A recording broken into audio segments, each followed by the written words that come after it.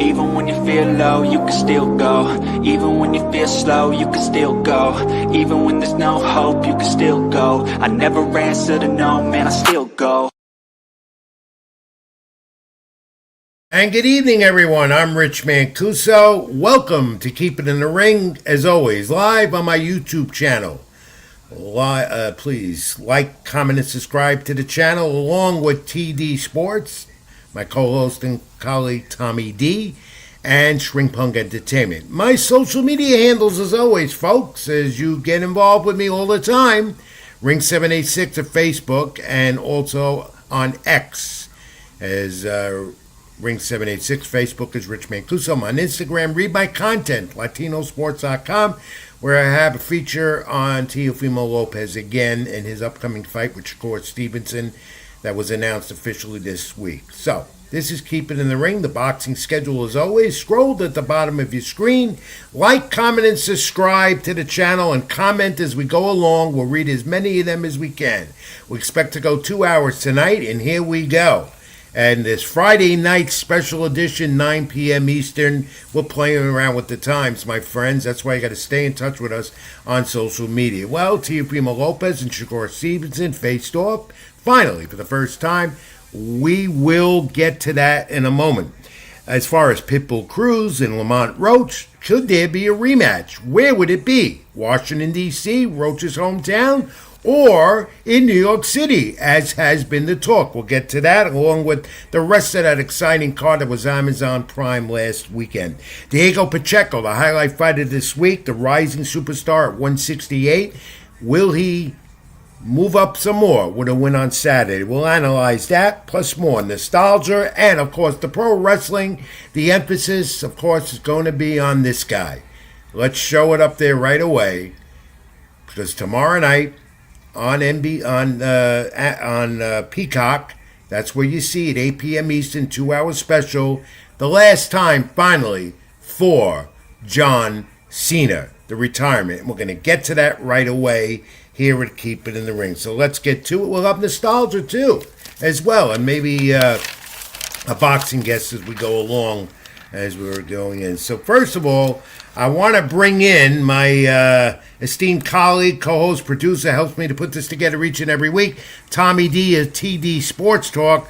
Let's bring in him right away, and we'll discuss this last time now for John Cena. Tomorrow night, Peacock, WWE, and that's from Washington, D.C., where there are expected to be a lot of luminaries in attendance, guys who wrestled over the years with the great John Cena, who is considered by many the greatest of all time. I could dispute that. And also rumors that Vince McMahon will show up. Rumors that even President Donald Trump will be there. I don't know how valid that is. But Randy Orton says he's out of the country. He can't be there. He's in Saudi Arabia pumping up the Royal Rumble for the end of January over there. And but you will see a lot of interesting things at Saturday night's main event on Peacock tomorrow night, highlighting John Cena's final match after an illustrious and great career with the WWE. My friends, John Cena was special. There's no doubt about it. I do recall his first match in WWE down in Atlantic City at the old Trump Plaza Casino. WWE was doing a Monday Night Raw right over there. And Cena was just this average guy going in the ring. Nobody knew who he was. He had the gold chains on him, and he had this colorful outfit, but no one knew who John Cena was. In fact, he got booed when he entered. I'll never forget that, when he entered the ring down there in Trump Plaza in Atlantic City to make his debut in WWE. And then, what did we know then? More and more happened as the days, months, and years progressed. John Cena became a 17-time champion overall in WWE and became one of their legends. In fact, Cena is going to pass the torch tomorrow night. That's what you expect to see. Cena and Gunther, final match. I don't expect Cena to win it. However, he could be the opening match, which can take an entire hour to say farewell. And John Cena reportedly this week, 2 or 3 times on numerous platforms, has stated, this is it. Not like others who retire and come back, where we heard that before in boxing. Cena says this is it. He's finally going to do it, end it, and he's not coming back as an active wrestler. He'll stay involved in WWE in some capacity as a Hall of Famer, as a superstar, and probably as a goodwill ambassador, as a lot of the living legends do. So we're going to see a lot on Saturday Night Main Event. You're going to see a lot of John Cena, at least for the first hour, or maybe even the last hour. They're going to dedicate this entire 2-hour Saturday Night Main Event special on Peacock to the GOAT, as they say, John Cena. And a lot of the NXT superstars will be involved, including Cody Rhodes, defending his WWE title against the NXT heavyweight champ. And we'll get to that later on. We're going to talk more pro wrestling as go along. Tommy D, let me bring you in. Are you there, Tommy? My esteemed colleague and Wait a minute. Merry Christmas, you filthy animal. Wait a minute. Wait a minute. What? No, wait a minute. Wait a minute. Folks, I have no idea that this conspicuous by his absence for months with Rich Mancuso, Robbie Rebel is here. That's right, Rich. And I have not, he hasn't been on this program in months. And we really, Robbie, let me tell you something. It is the holiday season. I'm not in a great festive mood. But I got to say, this is a festive holiday surprise for me. Wow. We thought we would get you nice and good. It has been a minute, so I thought I'd come and say hi. Wow. Robbie, we are friends. Oh, absolutely. I don't know what separated us from the bunch, but you've been a staple here at Keep It in the Ring from its inception. You disappeared on me. Well, welcome back, my friend. It's good to see you too, Rich. I've been following you on social media. I'm thinking maybe you were either mad at me, Robbie Rebel, with the Rebel Rant, or you're just too busy, because I know that you've been wrestling here, there, and everywhere. I can't keep up with you, but you look fantastic. And I just want you to know right now, even though you didn't buy me dinner, even though you've been away, whatever you've been doing, and I know you've been wrestling a lot, it's so good to see you, my friend. It's a pleasure to see you, Rich. Just a quick flyby. I have been wrestling an insane amount. I started training on Thursday nights, so it's been insanely hard to even get on to Keep It in the Ring, but I do apologize about that.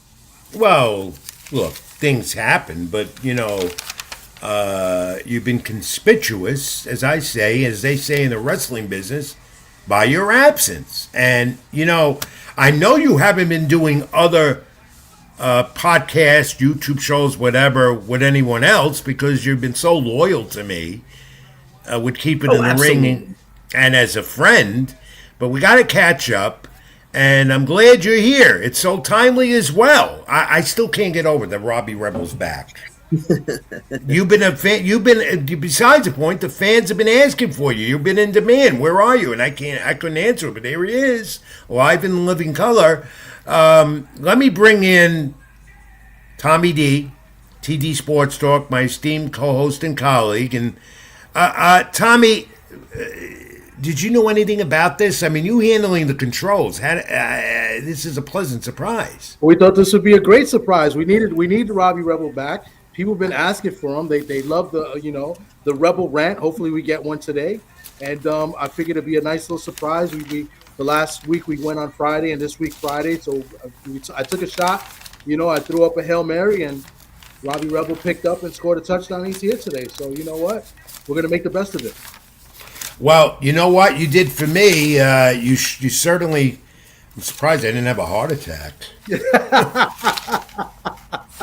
He had to calmly say, "Oh, he's here. I gotta relax." I want to tell everyone, and Robbie, I got to tell you, I did not expect this. This was not, as they say in wrestling, a part of the script. This totally caught me off. I'm just right back. Look, I'm so glad to have you back, Tommy, thanks for setting this up because This is what they call a swerve, right? Is that what they yeah, call it in this wrestling? A is the swerve? swerve. Yeah. So Rob, Rebel Rant, as we always give him the time, and I hope he could become a regular again, if not every week, from time to time, upon his availability, because I know he's always been on my case about getting to bed early. He's an early riser, not like me. So we'll work this out. I'm sure we will as we move on into the new year. Because of that early rising, I did win Driver of the Year on my other job. Yeah, congratulations. I did see that on social media.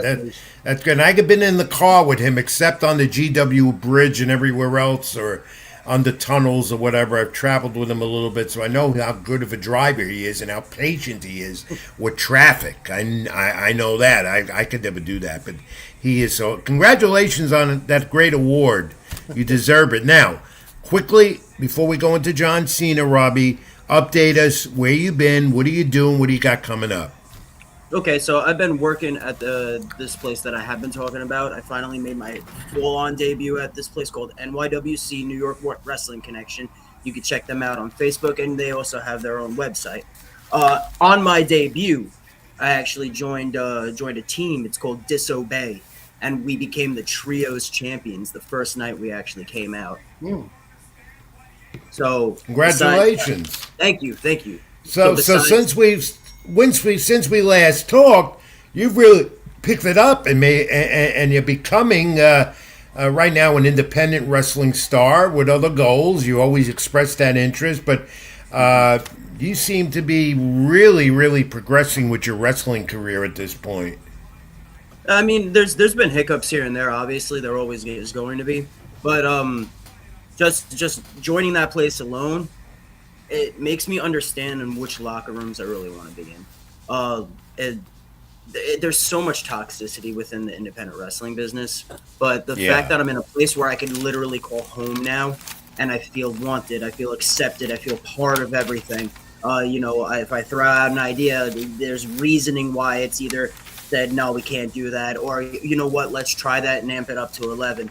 Plus, and to go back to you saying that I haven't been around, I mean, just like Cornette says, how could you miss me if I don't go away? Right. The fact is that it's a grueling schedule because you work a 9 to 5 as well. It's not 9 to 5; it's even earlier than that. And in between, you do your training, and you have a fiance who looks after you. You're going to be married in the new year, and it's rigorous. It's got to be. It's got to be a demanding schedule. So whatever you do is an accomplishment on your part. Congratulations. I'm being very nice to you. I am not going to lambaste you. It's the holiday season. It's the holiday season. No, that's not it, because Rich Man Clouseau can be a Grinch. People know that. That's not it. It's just so good to see you. But Tommy, let's talk to Robbie, because he's in on the wrestling business more than you or I. He grew up, I'm sure, watching John Cena. I saw his first match. I still continually follow him. Robbie, what are your impressions on, and give you an opinion on the career of the great John Cena? What are your thoughts as he goes into his final match tomorrow night on Saturday Night Main Event? So when I first saw John Cena, it was with that whole rapping thing, and obviously I'm a rocker, so I hated it. And I know you were supposed to hate it, but I hated it on a completely different level because I thought it was very corny. I thought that that he's just gonna be here today, gone tomorrow type deal. But as I got older and saw how much work this man has put in.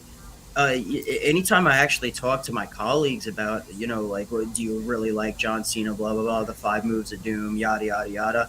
This man has everything down to a science on purpose to not only save his body, but to entertain people. He does more for Make-A-Wish than I have seen any other wrestler do. I mean, when you talk about GOATs, this guy, and this was a hard pill for me to swallow. He's up there topping Ric Flair, especially for what really. He's done with the That's a business very championship belt wise. Yeah, not a great master in the ring. I will admit, Thugonomics where it all started. And of course, the attitude adjustments or whatever he has, and his finishing moves, whatever. He, to me, was not a great wrestling technician. He was more of an entertainer. Yeah, he moved well. He did this and that. He met all the greats in his 20-year or so career. But to me, I don't look at him as this all-time great as far as his wrestling ability. Mic work, and as far as delivering entertainment to the fans, yeah, but not as an esteemed great pro wrestler by all means. No, but for the time between like 2003 to 2006, WWE was on its worst heels. And that's when John Cena really did start coming in and had to take over spots, because we had the whole Eddie Guerrero thing. We had the whole he who should not be named thing, Chris Benoit. And unfortunately, those two were amazing in the ring. But when you look at the statistics, they were also one of the all-time lowest drawing champions ever in WWE, even drawing lower than Shawn Michaels when Shawn Michaels was holding it. And Shawn Michaels is also one of the top best people that have ever been in the ring. But when you put the belt on him, like what was it, 90, 95, 96, right before the whole Monday Night Wars, he wasn't drawing that much money. And it's really sad that these people who are great inside the ring don't draw compared to the entertainers like Hulk Hogan, John Cena, and I could keep going on like that, man. And he was a company guy. He went along with the plan all the time, and well respected all the time. We're not giving a memorial about him. He's alive and well, and will continue to live a long, prosperous life. Robbie, he was a company man. He did what they told him to do. He interjected a bit, but never really went against what he had to do, except towards the end here this year or so, in the last year, that heel turn, which didn't work out very well, did it? I was enjoying the attitude that he was giving for a minute, but I mean, everyone knew he's on his last legs, so they're going to love him. That's just it. When you grow up with something, your love for whatever it is, just the nostalgia factor alone makes you love it. I mean, growing up, I watched some pretty rough cartoons growing up, but I could still put it on and just be like, oh, I remember those times. And it makes me go into a state of bliss. I mean, everything in the entertainment business now is all about nostalgia. It's all been nostalgia baiting, especially in the past 5 to 10 years, especially. Yeah, this is Robbie Rebel, folks. He's back with the program on Keep It in the Ring. We're discussing the final match, the final time for John Cena on Peacock, 8 p.m. Eastern tomorrow night. By the way, and this was John Cena's idea, the whole year of the retirement tour that ends tomorrow night. He wanted to propel and pass the torch to the young guys coming up in the ranks. And that'll be a major part of Saturday Night Main Event tomorrow night, with the exception of Cody Rhodes, who'll be defending his championship against the NXT champ Oba Femi. Oba Femi's the new guy. Cena wanted that. And Bayley and Sol Ruker. And the tag team titles are up for grabs. Dragon Lee and AJ Styles against Javon Evans and the TNA champ Leon Slater. So that was all John Cena's idea, which goes to show you how much he thinks about the young talent coming up and did not want to make this all about him. Oh, that's pretty cool. I didn't know that. That's pretty cool. What's really funny is that me and Tom were talking, and I was just like, "Oh yeah, who's Cena working?" But everything you just talked about, I knew he had a interview on like a big news station. He was talking about how he wanted to just make it all about younger talent that whole night. So I did see that. I just didn't know that he was going to be working Gunther. Yeah.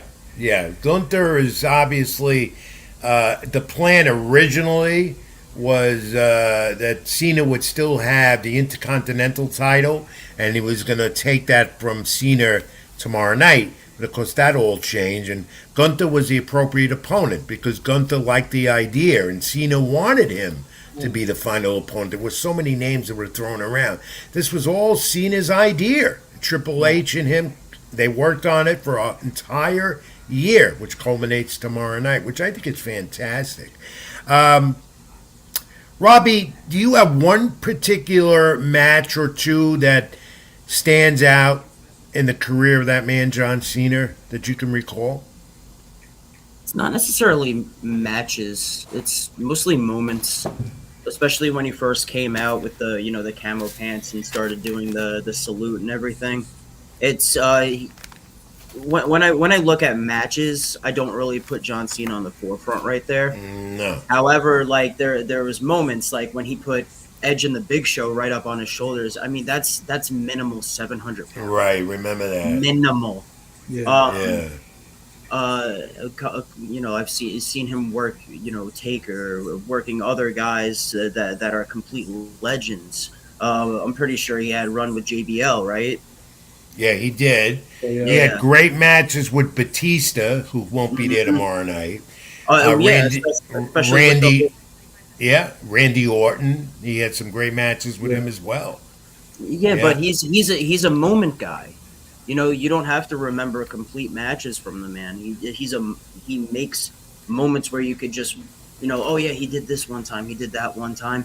That's I think will always stand out much more because you could have, Macho Man Ricky Steamboat every year, but if there's not a moment in that match, it will not stick, especially to the casual fan and the family. Gad, Tom, you have questions for the Rebel Rant, Robbie I was Rebel? going to mention one of the moments that like his feud with Edge was really great, and one of the good moments that was part of that feud was even though he lost, was he's been a face pretty much his whole career, except the very beginning with the Thug Life. I think he started out heel, and then he turned face because the fans started liking him. But when they did Extreme Rules, when Van Dam came and won the title, I thought that was pretty cool. When he came out, the fans started booing him. He kept taking his shirt, throwing it to the crowd, and they kept throwing it back. I thought that was one of the bright spots. I mean, John Cena's a good sport, and he put RVD over in that match, and he put the crowd over. He kept throwing it like that. That moment alone with the intro and him throwing his shirt and the crowd throwing back. I mean, it brought back times from when I used to go to ECW events in Philadelphia. So, to me, that's one that sticks out for me. Yeah. John Cena and Edge came in and interfered in that match. So. And the "You Can't See Me" became so popular with that finishing move, and "You Can't See Me," and the fans expected that to happen to finish a match. You can't see me. Yeah. I think Robbie, you could attest to that. Every wrestler has a finish, and a final finish that's memorable. And "You Can't See Me" is very memorable. Oh, the whole 5 knuckle shuffle thing. I mean, it's also like a nod to The Rock.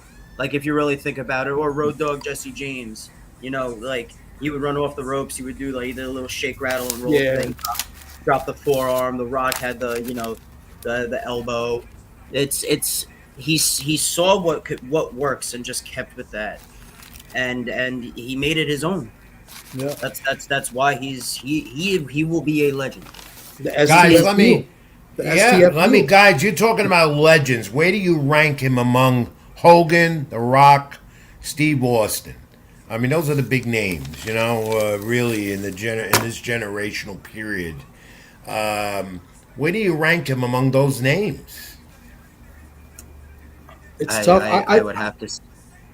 You go first, Tom. Go ahead. Okay, I say I would have to rank him somewhere top 10. I just don't know where. But think about this. Like, I mean, obviously, we don't really have, we have AEW, we have TNA and other federations, other organizations. And before we had WCW and WWE. Think about John Cena's been with one company his whole career, 25 years. So I think that's pretty special. That's what he said. Loyalty, respect. That comes into the loyalty part, right? Good point. So definitely somewhere in the top 10, because even though I wasn't a John Cena fan, I like to root against him, and he was good in the mic. He was entertaining, so you still paid a ticket to go see him in some type of way, so it's somewhere in the top 10. Robbie, was there any one move or one thing he did that you might have thought of also carrying over in your repertoire in the ring? Not that wrestlers like to emulate others, but was this something that inspired you about him? Actually, there is something there is something that I do.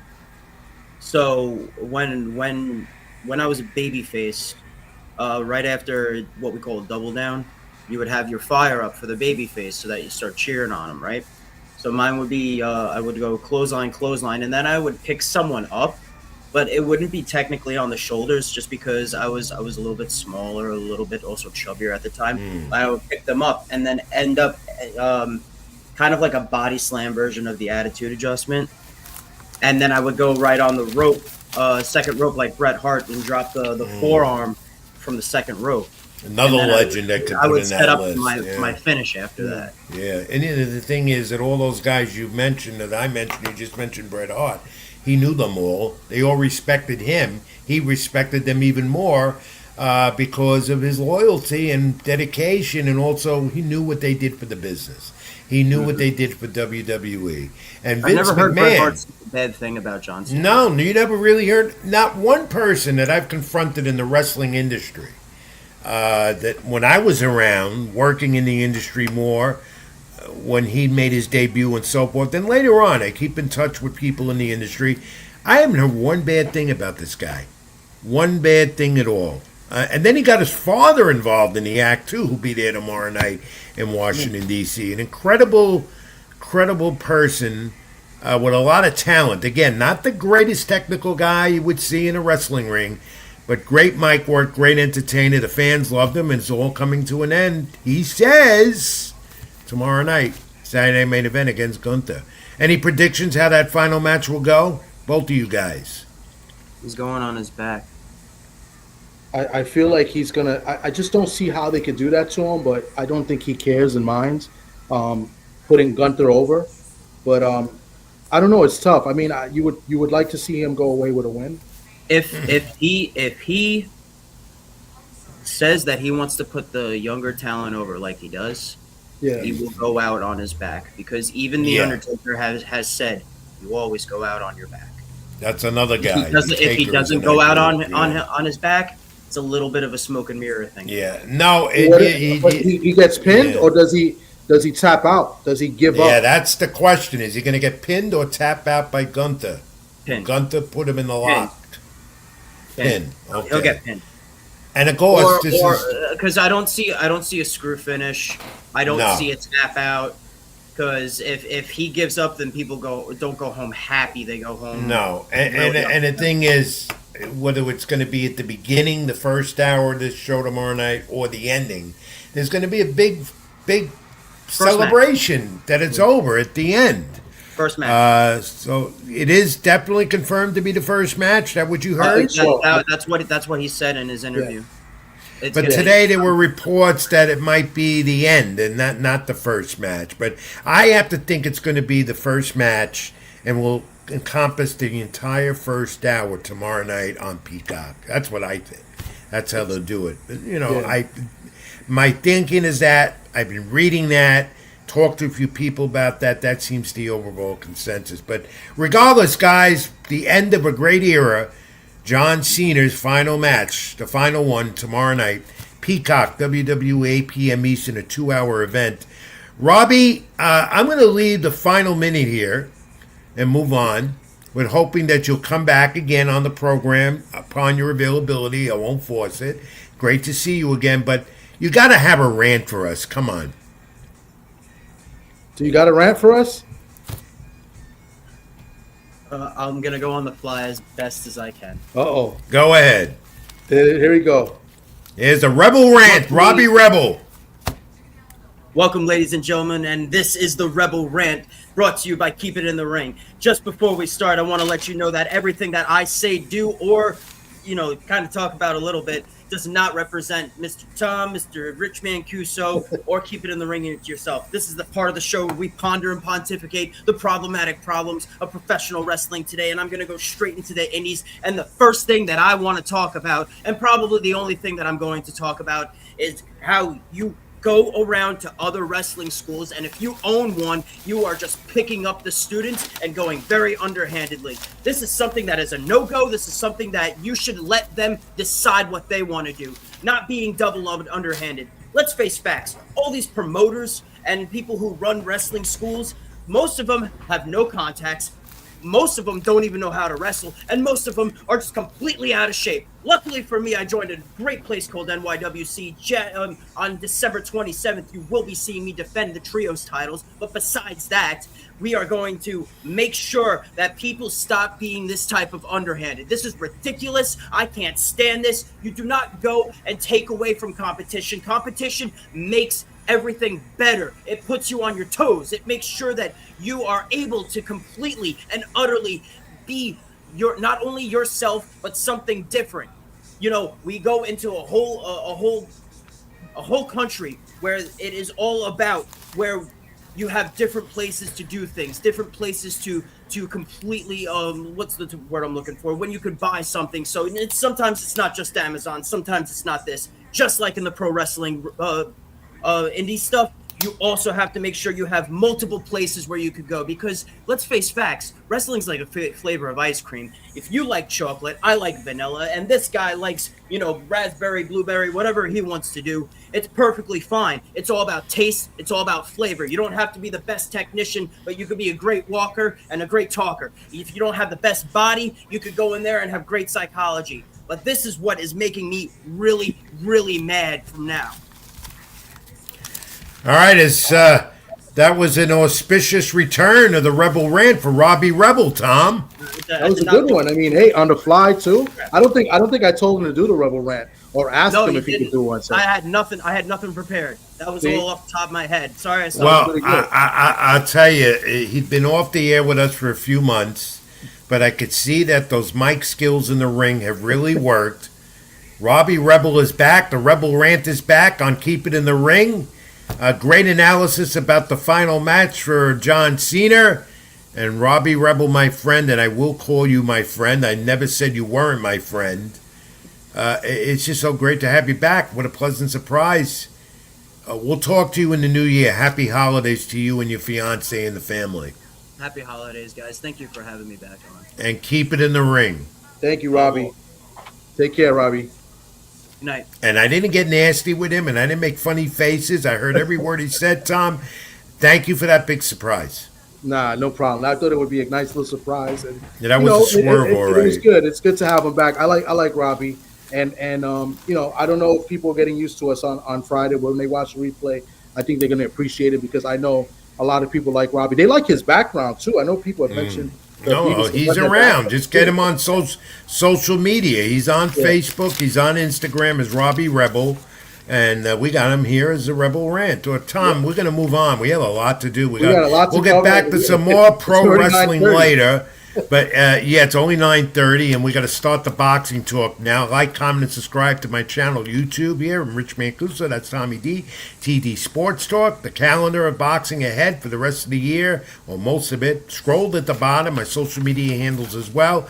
Tom, let's get to it. Enough has been said. They faced off for the first time at Madison Square Garden. And finally, friends of sorts they are. Shakur Stevenson, the champion in one weight class, and then moving up to face Teofimo Lopez. January 31st, it's been talked about. We always thought it'd be at the Garden. It is in the Mecca, in the main arena, on January 31st. Live on the Zone, the mega fight. Stevenson, of course, this is nearby for him. Newark, New Jersey, and of course, we know Teofimo, Brooklyn, New York, so it's going to be a New York flavor in the house. And Lopez, 28 years old, the lineal champion, they say, in the WBO Junior Welterweight champ. He's defending it. The fourth defense of the title after throning Josh Taylor. Decision wins over Jermaine Ortiz, Steve Clackert, Arnold Barboza back in May. Stole the show with the highlight fight in Times Square. Stevenson moving up in weight, though. That's what we keep talking about. Coming off the win over William Zapata. So, Tom, it's finally here. Tio says he's still on the Devin Haney topic. He said he has no motion. Why the fight is happening with Shakur is because Devin Haney did not have what Shakur brings, which is a buzz that Devin doesn't have. What do you think about that? I mean, and that's what we kind of, well, not we, but I tried to get at him when we originally had Tio on the show. I wanted to see why, he didn't break the fight with Devin Haney. He says that it was nothing for him. He said that, because it was a lot of money. He was being offered a lot of money to fight Devin Haney. Yeah. And he said, why move up to 144 or 147? Because Devin didn't have a title, but Devin has one now. And then he would have to lose his title. So yeah, he said that. He said that to us on the program a month ago. That's what I'm saying. And I kind of wanted to dig into him a little bit, like on it, because I don't kind of agree with that. But listen, he's got a tough fight with Shakur.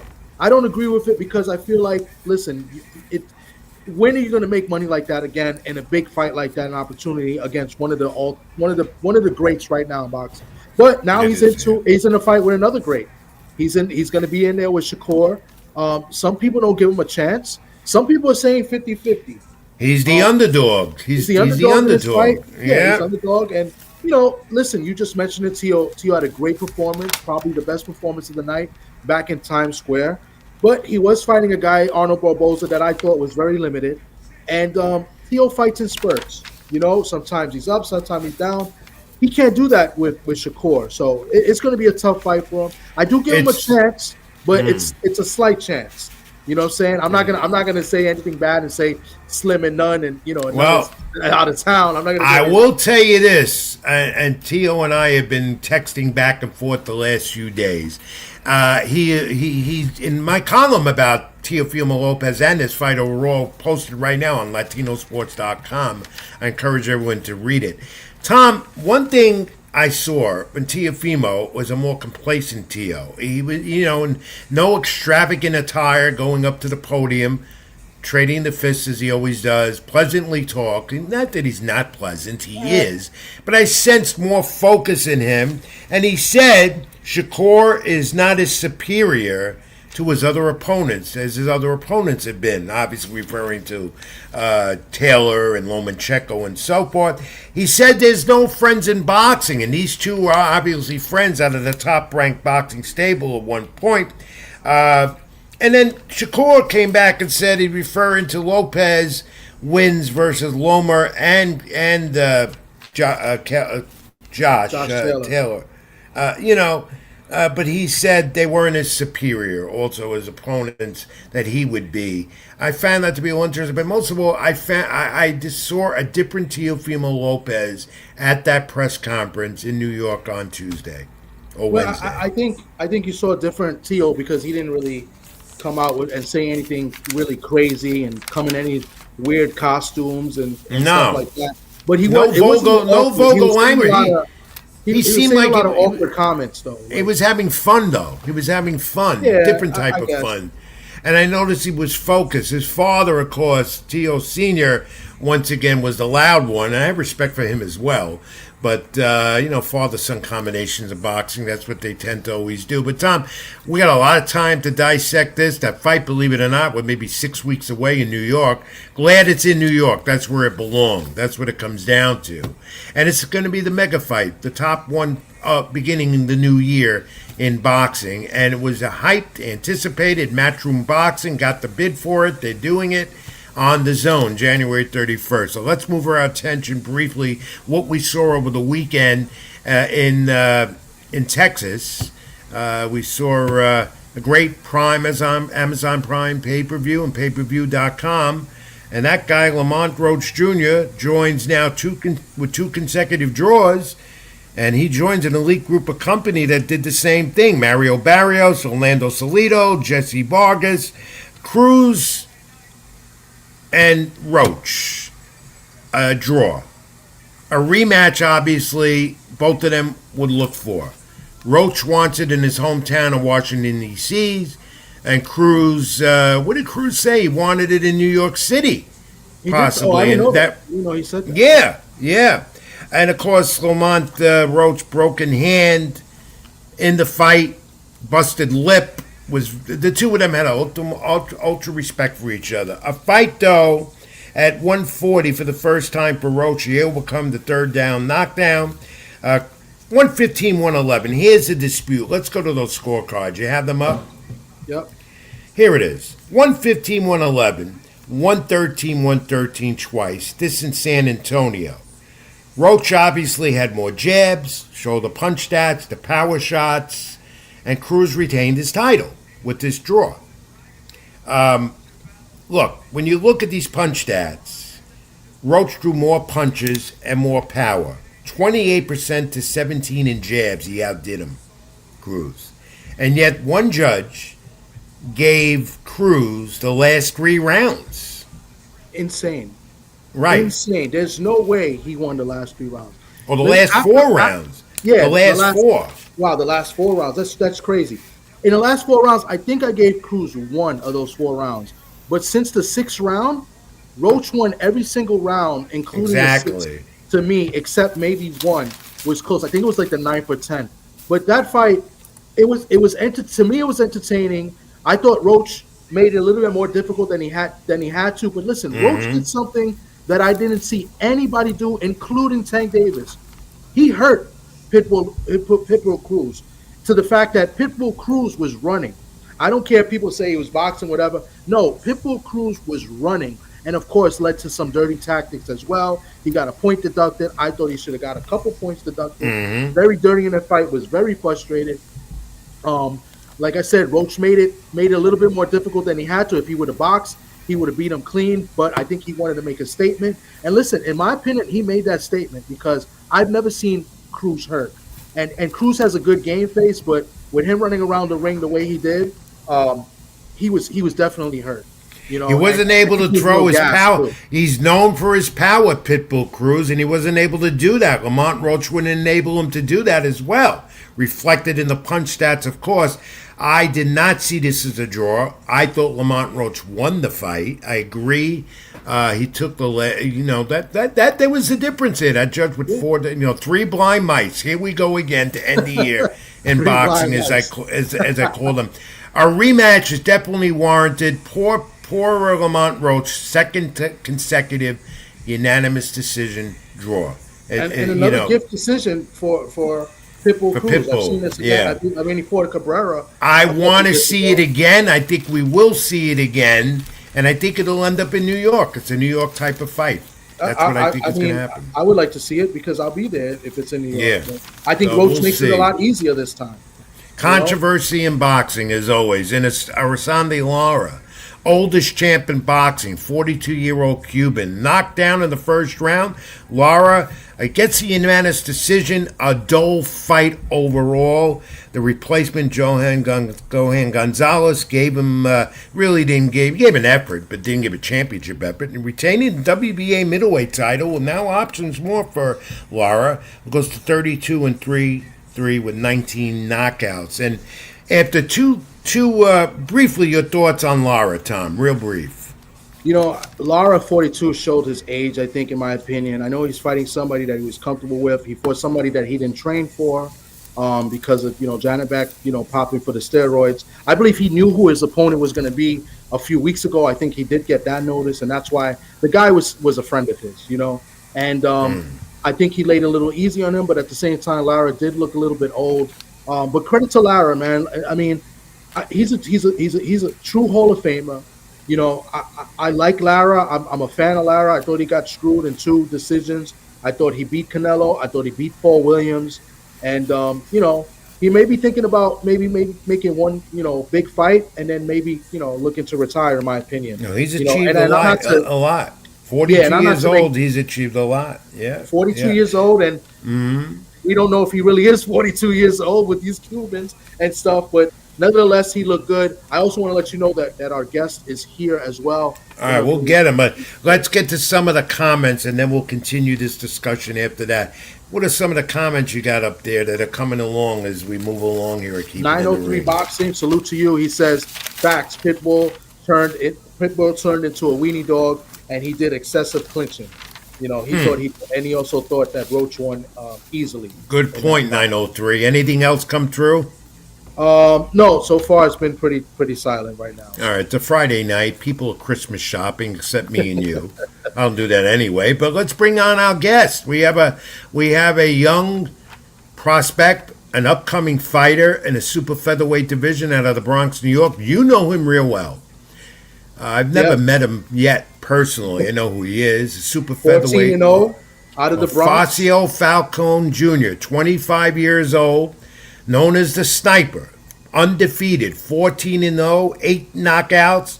It just came off a first round win, the TKO win, 6 rounds in Atlantic City, New Jersey last weekend. Fights out of the orthodox style. He is an exciting young fighter, a young prospect superstar in the making in the sport. Afacio, welcome to Keep It in the Ring. Rich Mancuso and your buddy Tommy D as well. Congratulations, champ. Thank you for having me. Oh, It was a Fassi, how pleasure you meeting do? you, How you man. do it? Is it like that? Like Yeah, how you you pull do it it? out. You gotta pull it out through your Oh, I back. gotta, I gotta, oh, I gotta pull it out, pause, Yeah, you and got then, to. What do I got to do?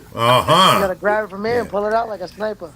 okay, okay. You are? Why did they call you the Sniper? Fill me in on that. So when I was like 5-0, I did camp in Florida. I was training with like Christopher Diaz. I was training with a bunch of other professionals with a guy named Coach Nelson for like strength conditioning and stuff. Um, and when I was in camp, I sparred this guy. He was 17 and 0. I forget his name. But in the middle of the camp, Coach Nelson was working my corner. He told me, he's like, yo, it's like everywhere you look and you hit, you don't miss, bro. It's like you're a sniper. And ever since then, everybody around there been calling me sniper, and I stuck with the name. Yeah, Nice. and you're in the Bronx. You're in the Bronx. Where do you train in the Bronx?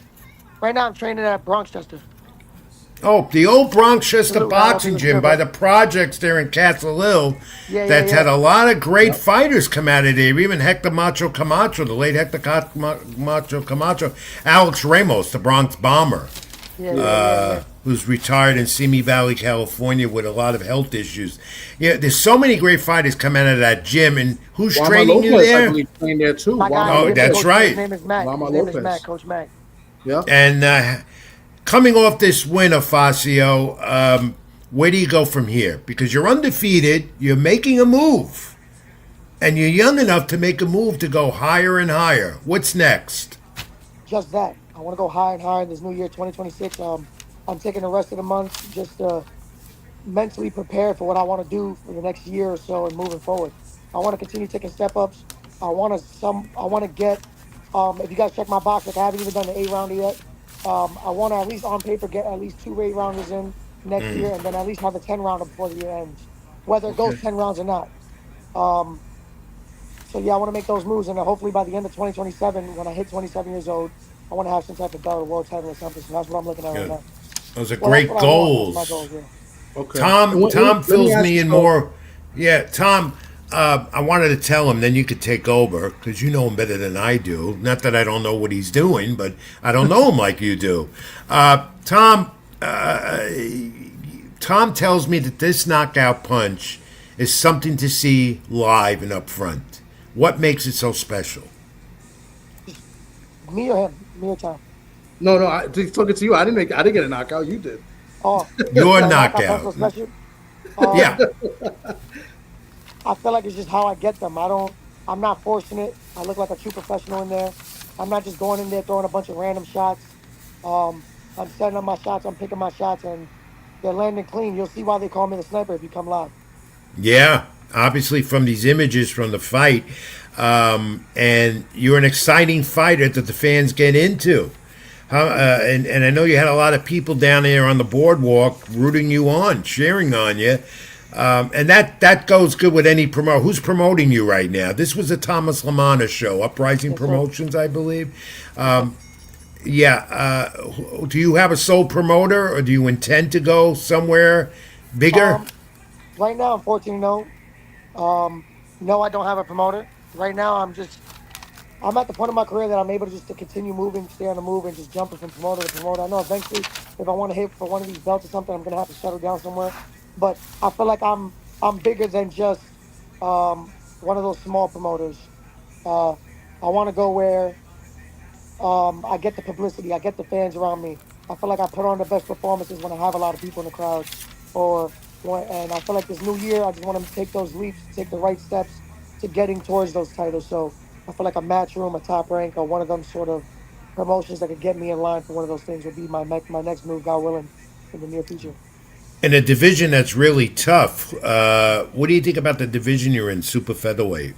I think there's a lot of great fighters in here. I think by the time it's time for me to take one of those belts, I feel like the division will kind of like clear up. And a lot of people are moving up and down I'm here to stay. Whether the weight class gets hard or not, I'm very disciplined. I think Tom could tell you himself. Like I'm always in the gym. Hmm. Um, I'm very disciplined. I continue to make 130, and I can't leave 130 without making a statement and taking some type of belt or something. So maybe by 2027, at the end of the year, a belt will go vacant like the one belt just recently did. And if not, then I guess I have to go take it from somebody then. But we'll see how it looks, how the division looks by the time I get when it's my turn. All right, Tom, go ahead. Talk to your champ there, Facio Yeah. Falcone Jr. And where you from? Where are you from as far as your Latino heritage? I'm Puerto Rican. My father's Puerto Rican. My mom's Dominican. Okay. Okay. So unfortunately, I wasn't able to make this fight. Usually, I'm at Alfonso's fights. How was the Yeah, you broke crowd my as heart. far? What was that? You broke my heart, man. How was the crowd? Because usually, you're under big main events and big cards here in the city, and sometimes when people come to fights out here in the city, or in any fights, the crowd doesn't come until like the middle of the cards or the towards the end. But when you're on the card, there's a big crowd that comes see you. So I just how was it? Was there a lot of people to go see you in Yo, AC? yo, bro. Ironically, bro, they gave me like, I think it was like 150 tickets. Yeah. Bro, I sold out. Like it was just like gone before fight week. And then Wow. people were Nice. demanding tickets, and I just had people going to buy at the door because I really didn't want to deal with it. Yeah. Um, but bro, ironically, bro, I'm not even from New Jersey, but a lot of people came from the Bronx, New Jersey, and all over just to come and support. And shout out to them because I appreciate everybody that came. So it was a sold out crowd, bro. I'm not So complaining that's a that you're good from thing. the. I'm not. He's Yeah. from a championship borough, and a lot of Yeah. I got a fighters from. question. I got a Yeah, question. Who was the last world champion from the Bronx? the last world champion from the Bronx. That's a good question, and I should Iran know Barkley? that. Was it? Was it Iran? Iran, no, not recent, not recent. Though you talk about a great Hall of Fame, he's a Hall of Famer from the Bronx. Really? I gotta Somebody look after that up. Iran? I can't think honestly. Exactly. So what I'm Yeah. trying to say is that I feel like everybody from the Bronx or around any type of the area should be supporting a young fighter like me Yes. because I am and will be that next guy. I feel like there's fighters in Newark, there's fighters in Philly, there's fighters in and uh their city backs them. I feel like the Bronx, a lot of people don't back each other over here, bro. And I feel Yeah. like No, you're right. And there is no fighter from the Bronx doing what I'm doing now. no, Yeah. I of a recent time now, Falcio. I can't think of someone currently who's last champion. I mean, we've had Barkley, we've had Louis DeVal, Lou Del Val, who but he didn't, I don't think he won a title. he did. He was a, he He won did one of win a those an useful alphabet titles, right? soup, whatever it Yeah. was. He was in there, but really, the one that comes to mind is Iran Barkley. But that's a Yeah. very good point. So I you're will New say York eyeing, that. City, New I York won't, I City won't itself has had a lot of champions, but the yeah, Bronx, Brooklyn. people don't Brooklyn's been understand. more, Yeah, Yeah, the Brooklyn's Bronx is yeah, the very, smallest yeah. borough out of all I feel five like boroughs. The Bronx is the smallest one. I feel yeah. like if the promoters are looking for something marketable, someone young, someone with a lot of talent, bro. Besides, you said I was orthodox earlier. I also fight southpaw. I can fight from both stances. Wow, Um, that's not easy to do. That's an absolutely not. adjustment, and I you're have able to do that well. absolutely have great Yeah. IQ. And besides that, I have power. So it's like, and then you got to fight it from the Bronx that a lot of promoters don't have any Bronx fighters to promote. I feel like, come on, bro. It's like, what is there to look for? I have a Yeah, perfect record. It's not like I'm just fighting randoms. If anything, the guy just fought my last fight, fought Christopher Diaz, and he fought a guy named, I think the guy fought Gabriel Flores and box and beat him. Hmm. I forget his name, Well, but if you took his box record, he went yeah. 7 rounds with him, and I stopped him in the first round. yeah. So Facio, what do you think about the sport right now? You're a young guy who's making a move in the ranks. I ask every fighter who comes on this program, every fighter I talk to, is this sport in good position? Is it healthy? yes and no. It's in good position for those who are in position to, as far as fighters to who are signed or have a great backing behind them. They're in a good position with them because they got a guy like Turkey who's going to bring that big money and pay those guys what they deserve. I feel like for fighters like me who have talent and are not signed, it's kind of hard because promoters aren't looking to sign new guys. They're just banking off of what they have already. Or if they are signing somebody, it's which they're signing someone who has a big backing or something like that. So, yes and no, yes and no. Hmm. Do you agree with the Turk guy and Dana White are doing with the new league, one champion, and trying to overturn the great Muhammad Ali Act that perfects, helps fighters like you and protects you? As far as the Muhammad Ali Act, I don't agree with that. Um, something just to put out there. I actually did sign a contract with Zuffa Boxing and TKO Boxing League. Uh, Yeah. I was gonna do it. I was gonna drop to 126, but my last fight, I decided that I can't make 126 because 130 wasn't the easiest thing to do either. If you want to So fight I'm sure your dream is to fight at the Mecca in Madison Square Garden or even the Barclays Center, but more so the Garden. Every He's fighter done I that. does. fought at the Hulu Theater, but I do want to fight in the big garden. Right, right, You in want to the know one of main my real arena. dreams, bro? You want to know one of my real dreams, bro? And I feel like Turkey can make that happen. The thing is, I just don't want to say it, and then they do it, and I'm not on that card. I'm gonna be pissed off, man. But Yeah, anyways, I'm gonna and say it because I'm gonna tell you guys. So I want you, to s- fight the last fighter to fight at Yankee Stadium. I'm gonna ask you that question. Who was it?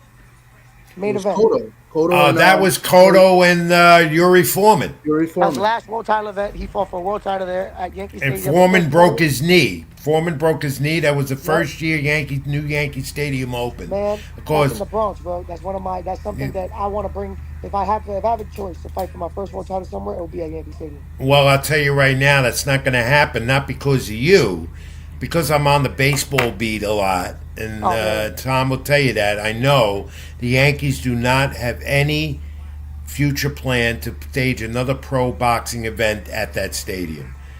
They I'm gonna have felt to that meet that somebody. We're gonna have to change that, man. Thank you. well, maybe we'll bring it up. I'll We're tell gonna you bring what it we're up. going to do, Tom, during the summer, baseball season, new one. I'm going to bring him to the ballpark. You come along, introduce him to some of the officials, and see if we can get that going. Yeah, Because he's absolutely right. There's let's do such it. an I feel illustrious, like that'd great be big, history. man.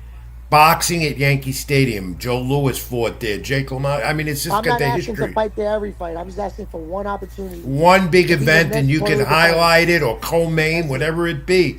Yeah, we're gonna get that going, Tom. Let's keep So in I can touch on become a that with world champion in Alfasio. the Bronx. In the He's Bronx. got Yeah. it. In the He's Bronx. got it. No, he definitely Uh, does. Listen, yeah. there's a few fighters out here in the Bronx that are pretty solid, but Ofacio is very, very talented. And now he's starting to show his power a little bit in his last co-fights. But you want to talk about boxing? I mean, last week we saw somebody in his division, move up and just completely wash another great boxer. We're going to talk about it later. When Oshaki Foster and Cool Boy, Ofacio is it can do that and more. Yeah. So he can switch sides, he can box, he's great jab, great footwork. I mean, Ofacio is just Well, a you know fantastic boxer. what, Tom? From what I see in Alfasio, I'm going to tell you up front here, me and you as well. You're different than a lot of other fighters. You're different. You have your own style and a very good style that can appeal to the fans, and that's what boxing needs. Fighters like you. Thank you. Thank you. I appreciate that. I just wish, hopefully, God willing, the new year, I get more of an opportunity to show more of what I have. I remember years ago when I was knocking people out. Of course, they weren't the best opponents at the time. I was early in my career, 4 or 5 and 0. And then when Top Rank started presenting me better opponents, I wanted to show them that I can box instead of just always just going forward and punching guys. And then the year recently, I didn't fight for this entire year. And then my last 2 fights, I decided just to go back to who I am, showing that I have this punching power, showing that I have the. Although I have great defense and great boxing ability, when that fighter takes when there's a better fighter in front of me, I'll make sure that I display that. But right now, I'm going in there and I'm not playing games no more. Okay, so we're going to look forward to seeing you in the ring soon again in the new year. That You works. like to fight maybe 3-4 times a year or 3 times? What's your preference? Absolutely, absolutely. I want to fight 3 or 4 times a year. Recently, I wasn't able to fight as many times as I wanted to, but this new year, I promise I will be in the ring 3 times. I guarantee you guys that at least 3 times, and I'm trying to Well, fight at least that's how you something make it big. up the ranks. That's how you do it. Afacio Falcone Jr. from the Bronx, 25-year-old, undefeated. He's got a great future ahead of him. 14-08 knockouts, super featherweight, a tough division, but he's got it. Tom, I'm going to let him do the fact of the week with you. How's that? You ready, Afacio? Yes, sir. Let's do it. He It's knows not boxing, so trivia. It's not trivia. It's always a fact of the week. I give you something. You got to try and come up with it. Here we go. You ready? Here we go. Yeah. Okay, guys. Another boxing family question. I gave this one to Tom last week. I'm going to do it again because he loved it so much. Two heavyweight boxing families of champions and winning records. I'll give you one of them. We're going back. The Quarries. Jerry, Mike, and Bobby combined 124 wins, 34 losses, 12 draws. Can you give me another boxing family of heavyweights that had combined 111 wins, 28 losses, and 4 draws? Heavyweight brothers. Well, Not the Going right now. it's not the Klitschko's because they didn't win that No, much. no. So we had How the you forgot Quarries. answer, It's man? not. He said you did this last week. Say it again. You forgot the answer. I thought you did this last week. No, it's a it's just different. different. It's a different different question, question. but like Okay, the okay, same okay. theme. It That was was- brothers. yeah, we did brothers in the No, middleweight division. no. I think. This is and Alfacio, I warn you, these are my weird fact of the week things every week on the program. Got it. Everyone knows The that. heavyweight brothers. Yeah, heavyweight Is it brothers. of our time right now. They're not active, no, Okay, okay.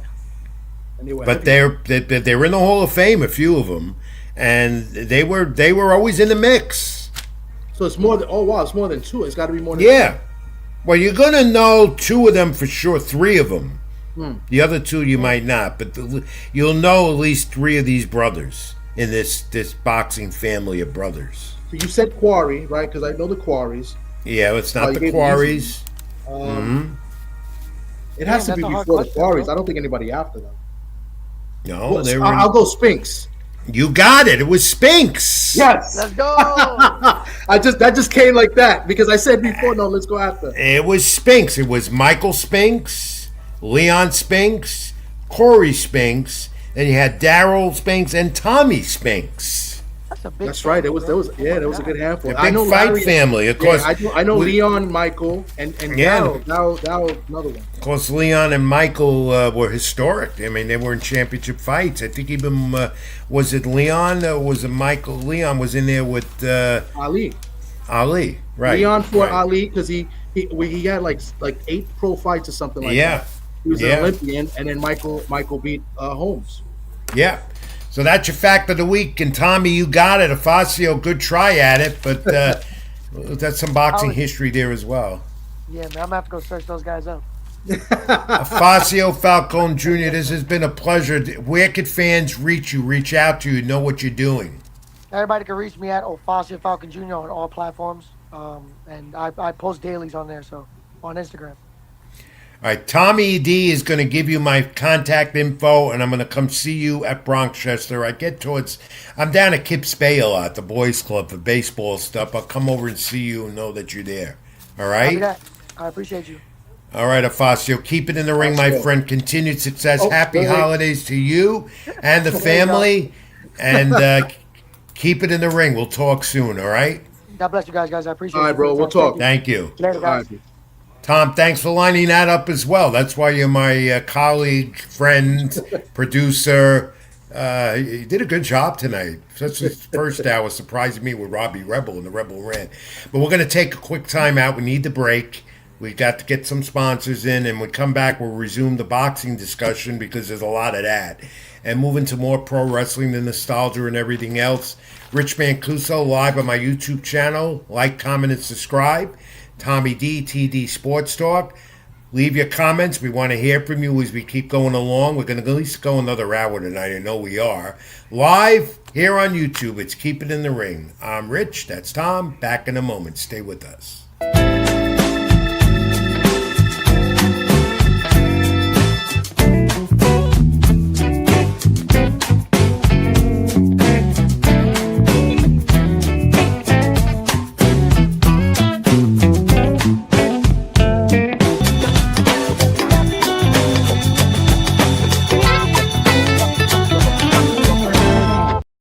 Petwell Clinic was built with busy pet parents like you in mind, providing walk-in preventative vet care, treatment for minor ailments, and chronic condition management.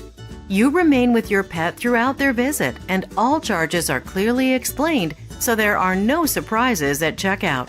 Just walk in to our Paramus, Greenbrook, or Union locations, or visit us at petwellclinic.com for more information.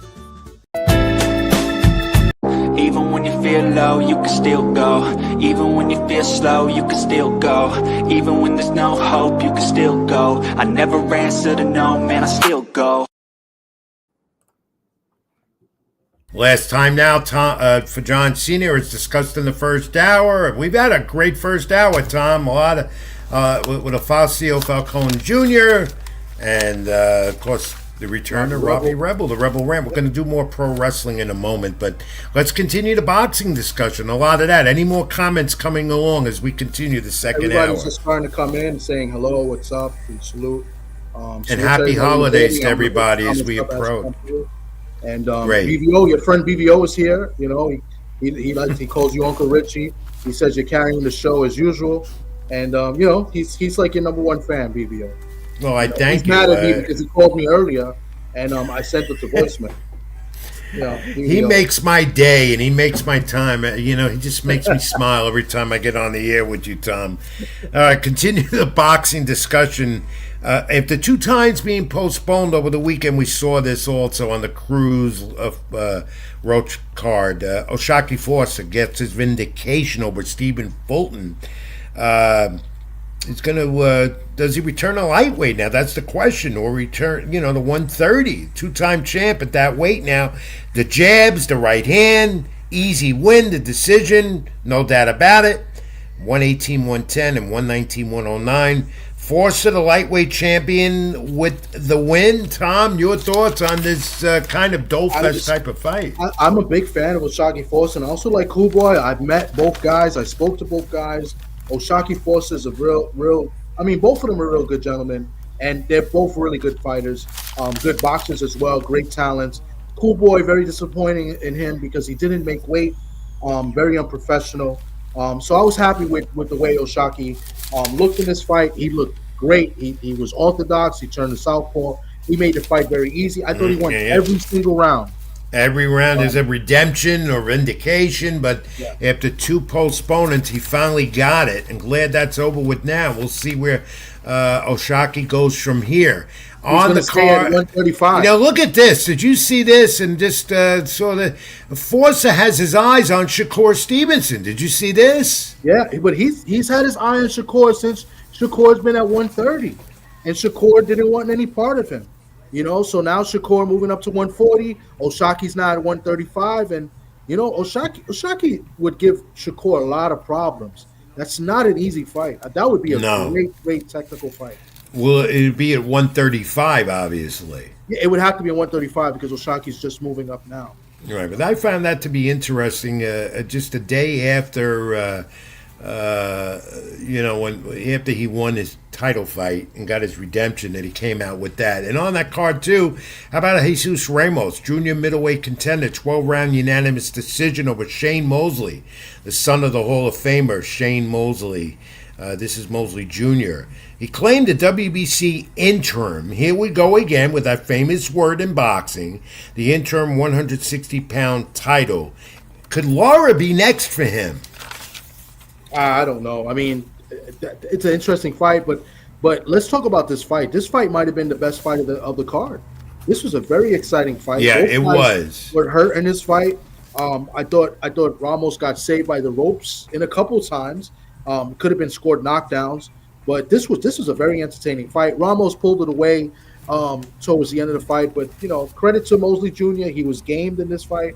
I didn't think he would be that as competitive as he was, and hopefully this earns him another opportunity in the future with the performance he had. But this was a great fight. Credit to Ramos. He looks like he's getting better, but defensively he's got to work a little bit better on his defense.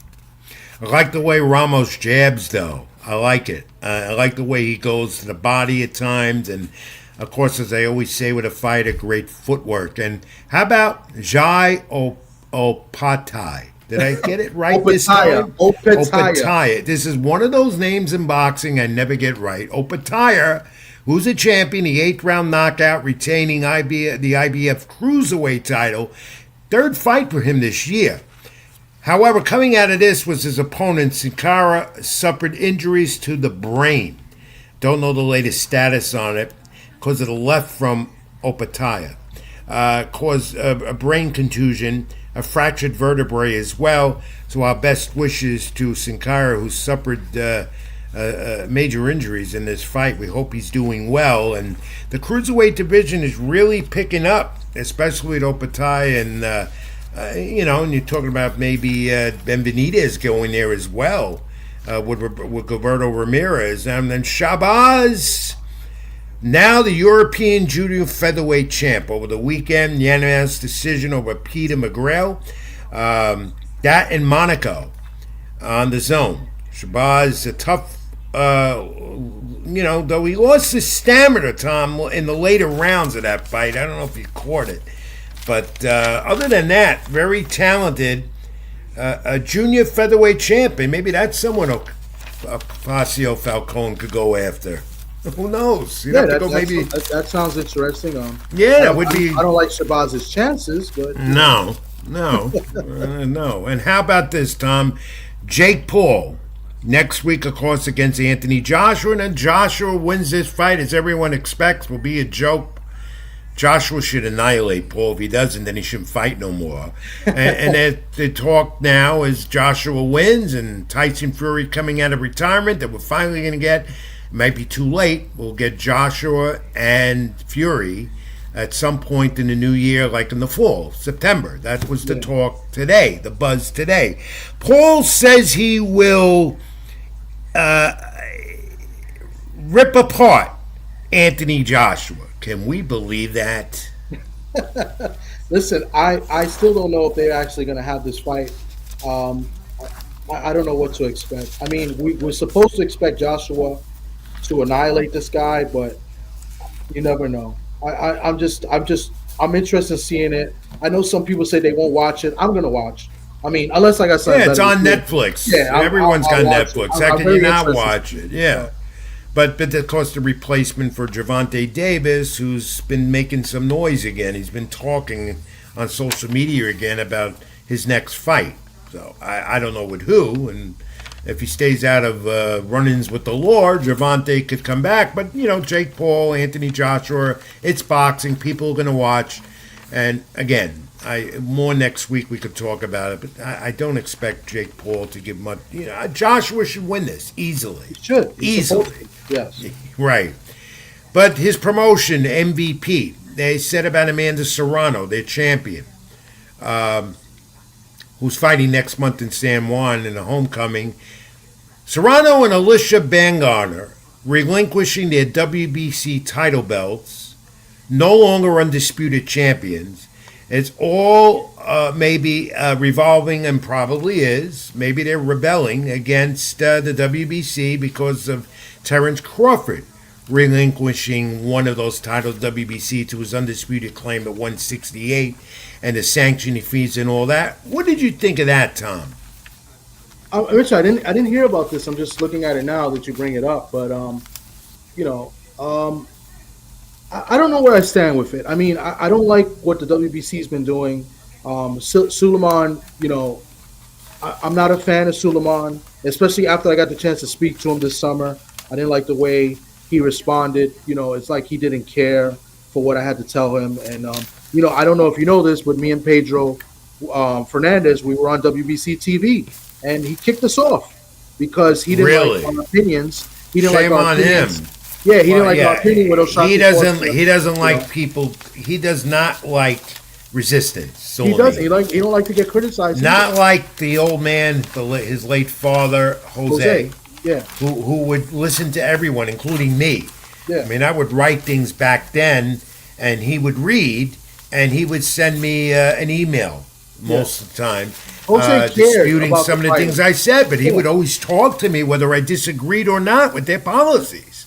If you listen to old fighters that were champions in the WBC, I hardly hear anybody say anything bad about Jose and how he treated them after they retired and stuff. No, he was good for the sport. He was good. The son is completely different. Yes. Complete turn. It's nothing like that. So that developed, and so did this. Earl Spence Jr. was in San Antonio at the Pitbull Cruz Lamont Roach fight. He hasn't fought since he lost his undisputed claim, those 147-pound titles to Terrence Crawford. And he said, when asked about when he's going to get in the ring again, there's always been talk when. He says he's taking care of his family. He's traveling the world, and he says he'll be back when he's ready. But We've been hearing that. Yeah. 3 years since a fight with Crawford? I believe it's 2, if I'm not mistaken. 2.5, maybe. 2.5. Regardless, that's a long time being out of the ring. He says he's healthy and ready to go. He can go. But he said, this is the thing he said, Tom. He'll be back when he's ready. Is he mentally ready to get back in the ring? That's the question. Well, I mean, I don't think he's mentally ready, because if he was mentally ready, then he'll take a step forward to take in a fight. So obviously, and that's a good thing, right? If you're not mentally ready, you shouldn't be fighting. I just don't know if he's physically ready. In my opinion, what I think part of it is, I don't believe anybody would sanction a fight with him. I think he has some really bad injuries because of the car crash, and it's a miracle that he was able to fight a couple fights after the car crash. I mean, the guy, listen, brain bleeds are not cool, all right. And to be a pro fighter after a brain bleed is it's tough, man. I don't recommend it, So and I think he suffered brain bleeds in that car crash, and I think he's made good money. I think it was miraculous that he survived. Yeah. Every time you if you go back and look at that video, it's miraculous that he's able to survive that. But he says he'll be back when he's ready. When he's ready, see. Enjoy life. He's traveling the world. That's a beautiful thing. And I salute him, man. Errol Spencer. I guess he has the money, whatever he's doing, or he put his money in the right place, because he made an awful lot of money. Yeah. Even with that Crawford fight, which was at that time one of the top 3 pay-per-view records at the time when they fought. All right, and we're talking about Gerard Boots Ennis and Virgil Ortiz Jr. It's a fight to look for in the new year. Well, the champion at 154 has a lot of things going for him. It's a tough division, as we know, and they're talking about a unification of the 154-pound titles. Reportedly, it's Ennis and Virgil Ortiz Jr., and that's Matchroom and Oscar De La Hoya, and they're talking. They're starting to talk to get this fight booked, which would be an interesting fight. The two of them have been looking at each other. They're getting in the ring together, and I think it's going to happen in the new year. I don't know when, early, mid, or whatever, but they are talking, and let's see where this goes, Tom. I hope this fight gets made. It's a very intriguing fight. I like both fighters. I think both fighters just came off great performances. Boots just moving up to 154. I think he's a great talent in the sport. I just want to see him in the ring with, somebody as good as a Virgil Ortiz to really test him. And I think Boots would beat a Virgil Ortiz, but I want to see it. You know what I'm saying? I think Virgil Ortiz is a very good fighter as well. He's got good power. He takes a decent shot, but this is a fight we want to see. I think the fans want to see this most of all. It's not a title shot, but, titles have become a thing of the past right now, Yeah. These guys are trying to make big fights, get paid, and put on great performances. I think and in that division of 154, we know who's there, including Xander Zayas, who defends his title, 154, at the end of January 31st, the same night as Teofimo and Shakur. And that'll be in Puerto Rico as well. So, a lot going to be going on in January. And the other champion is fighting that day, too. I know. There we go again. All these fights at one time. But look forward to when they're going to announce Ennis against Virgil Ortiz Jr. But this weekend, we have a major card of boxing on the Zone. Stockton, California, 8 p.m. Eastern Time start. And it's Diego Pacheco, the young rising star at 168 in a division that's tough. 24-0, 18 knockouts, 2 undefeated going in there against Saggio. Combined 50 wins with both fighters, which is interesting. Pacheco, of course, 24 years old. Third ranked by the WBO. The body shots, he likes to step in a lot. His opponent is 26-0 as well, 23 knockouts, ranked 8th by the WBO, 10th by the WBC, 11th by the IBF. Tom, this is a fight that Pacheco needs, he knows it, to win, to get a shot at a title at 168, whether it be Terrence Crawford or someone else, when Crawford has most of the belts. Yeah, this is a good fight. This guy is tough. I mean, I think he's French.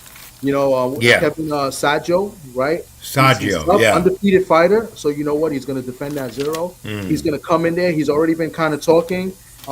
He's looking to win. I think he's actually from, I think, Cameroon, if I'm not mistaken, but I think he's French, if not something like that. I think he was born there, lives in France, or vice versa.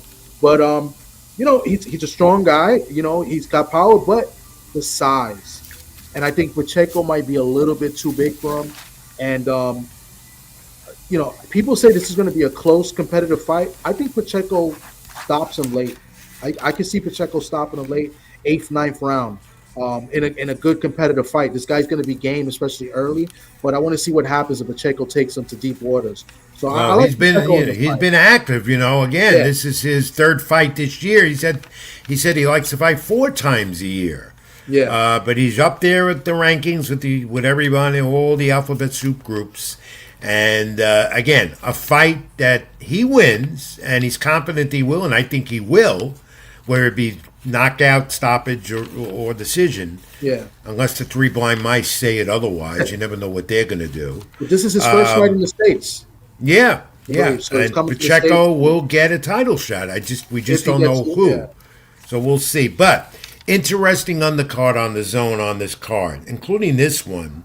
All fighters weighed in today, all coming in at weight. The lightweights. Gabriel Flores, WBO title eliminator against Joe Cordina. And this one is, I think, going to be a dandy. These two don't like each other, but they will at the end. But 2 lightweights with something important to go after, a title eliminator out of the WBO. And Flores has that, what you call, repertoire of everything. He's got the speed. Have you seen him much? I have. I've seen a little bit of him. I've seen a little bit more of Cordina. I think Cordina is the better fighter, the better boxer. The thing with Cordina is that he's very inconsistent, right? He's up and he's down. He's got a couple gift decisions as well. But I don't know if this is his first time in the States. I'm not sure, first or second time. So that may mean something too. But I like Cordina in this fight. This is going to be an interesting fight. It is. It's the chief support on the card of the main one with Pacheco. And that's a good card with Matchroom on Saturday night, 8 p.m. Eastern on the Zone. So I'm looking forward to that fight and the Pacheco fight. And also Saturday night, we could look at this. Badu Jack. Badu Jack. I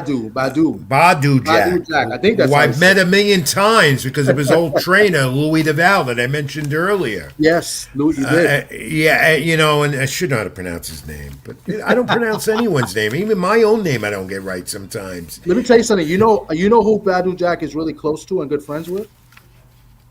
Georgie Tehran of the Bronx.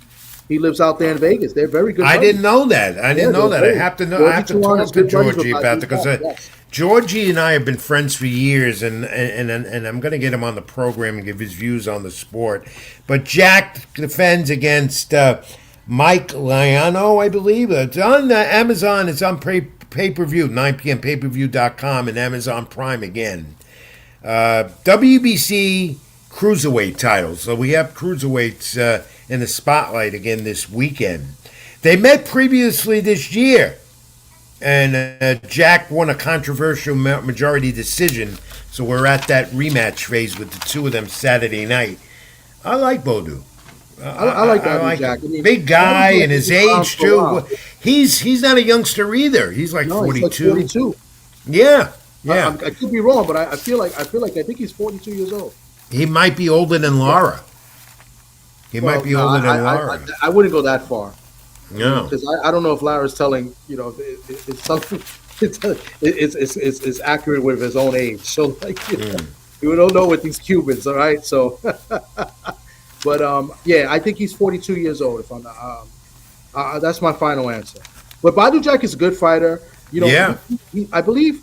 Who was it that he fought that he got? I thought he won and they took it away. Did he fight Superman? What's the guy at super middleweight or light heavy? Adonis Stevenson. Right. Didn't he fight Adonis Stevenson? He did fight. And it was to a draw. Yeah. It was to a draw, and I thought he won. Yes, he did. Yeah, you're right. I'm trying to go off the top of the head. Good memory. It's past 10:20 p.m. Eastern on a Friday night, and my memory is shot. I still know a little something, Rich, and I still got it. No, you do. You do. Yeah, I still got it, You but I think it was definitely. Adonis Stevenson. I might be able to beat you on the facts of the week, but you've Yeah. got a good memory. You Oh, know. and because I just looked it up, I cheated now. But yeah, it was Adonis Stevenson and James DeGale. That was another fight that I thought he won, and they scored it a draw as well. So Badu Jack, yeah, and they Now, listed him at 42 years old. So I was right. let's wrap up this. For Sweden that lives in Vegas. Now. So Let's wrap up. Good points, Tom, as Okay. always. So we got a big fight weekend. So it's wrapping up the year in boxing, which we'll do more next week. We'll review it all. Finally, when we talked about Ben Benitez and Zula Ramirez, reportedly for the cruiserweight title, and Ramirez and Ben Benitez going after that, they're saying May 2nd is the date. Where, I don't know, but be part of Riyadh season, I guess, and so forth, because that's the Turk guy involved in one of his announcements. do you think? Do you think that's David Benavidez taking Canelo's spot on that May 2nd card? Isn't that the Mexican Independence? Yeah, that's Cinco de Mayo. Cinco de Mayo. Yeah, That's right. yeah, You think yeah. that's a David Benavidez move against another Mexican? That probably would do it, because he's being looked at as the successor to Canelo Alvarez. As the guy, Canelo's all Mexican, Ben Benitez is all Mexican American. But that would be for Ramirez. Right. Mexican American, but Ecuadorian as well. Mexican Ecuadorian, yeah. But he looks more, envisions more of a himself as a Mexican American, and I could tell you that. And I know friends of his as well that say the same thing. Now Ramirez has, of course, the WBA and WBO cruiserweight titles, so that division is interesting, isn't it? Especially Ben Benitez goes for titles like that. It's interesting. It's an interesting fight that I think Benavidez should win, but it's only interesting if one of these guys go ahead and fight Jai Opataya. Then I'll say the same thing, because that'll be the fight we want to see. But I don't think either of the guys is going to fight him, and I think Opataya is probably going to move up to heavyweight pretty soon. Well, if they do, I won't be the ring announcer because I can't get his name right. I'm serious. That would, we got to do that just for spoof. We need to throw you in as a ring announcer for one fight. I've done it before, but I didn't botch it up because I rehearsed it. Okay. Tom, one other boxing note before we close the boxing segment up, and then we'll get to some comments. WBC has declared now that Subriel Mateus, his fight for sure going on at Barclays Center January 10th against Dalton Smith. They said he's not guilty, testing positive for PBDs in his system. So Dalton Smith and Mateus is on January 10th, Barclays Center.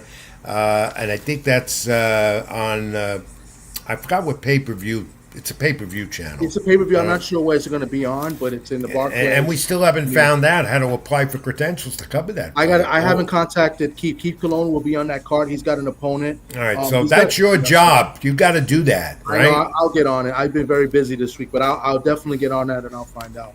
And we'll definitely get a credential for it, because I'm sure Keith will hook us up somehow. All right, and I'm going to give a UFC note now. But first, before we do that, some other comments come up as we've been babbling along here. People saying hello to you, Rich, because you're the star of the show. No, I'm not. Come on. They're saying hello to you, and people agreeing with it. With one particular comment to my man Yoda Crush, he says big fights matter, and that's indeed. And he's a Philadelphia guy. He's a big boot tennis fan. And what did he? I want him to comment. What did he think about Stephen Fulton? He's from Philadelphia. Oh, I don't know. I don't know. I'm sure he was pretty disappointed. If he's still watching, he's maybe a big Fulton. He's a big Fulton. I mean, he supports the fighters in Philly. He's a homer like we are. We support our guys here in New York as well. And I'm not sure what he thinks. I'm sure he's probably a little bit disappointed, because I know, if I remember, I think he picked Fulton to beat Oshaki. But I think he's more disappointed in Fulton and just coming in overweight and kind of out of shape, if anything. Because Fulton is a great fighter as well. I mean, what we saw Saturday is not, what Stephen Fulton's all about. No, absolutely not. Absolutely not a Shakti Foster did what he had to do. All right, let's keep your comments coming in. Did he just comment again? No, that was somebody else saying hello and saying All that they right. were Well, listening. hello to you all, and thanks for commenting. Like, comment, and subscribe to my channel on YouTube. Rich Mancuso would keep it in the ring here, and Tommy D Sports Talk would appreciate that. Tom, I'm going to do a UFC note, one or two real quick. Then we're going to take one more, a little more extensive timeout before we do the pro wrestling because I got to get up and stretch again. My back has been out. Okay. You can't tell sitting on a chair, but when I get up, oh boy. All right. In UFC, Paramount Plus, they're ready to go. January 24th, T-Mobile in Vegas. That's going to be their debut. Who's going to be on it? I'm not sure, but it's all set. So UFC's got a platform and a major one, and this happened, and this was disturbing. Joshua Van, UFC champ, breaking Alexandre Pajoya's arm.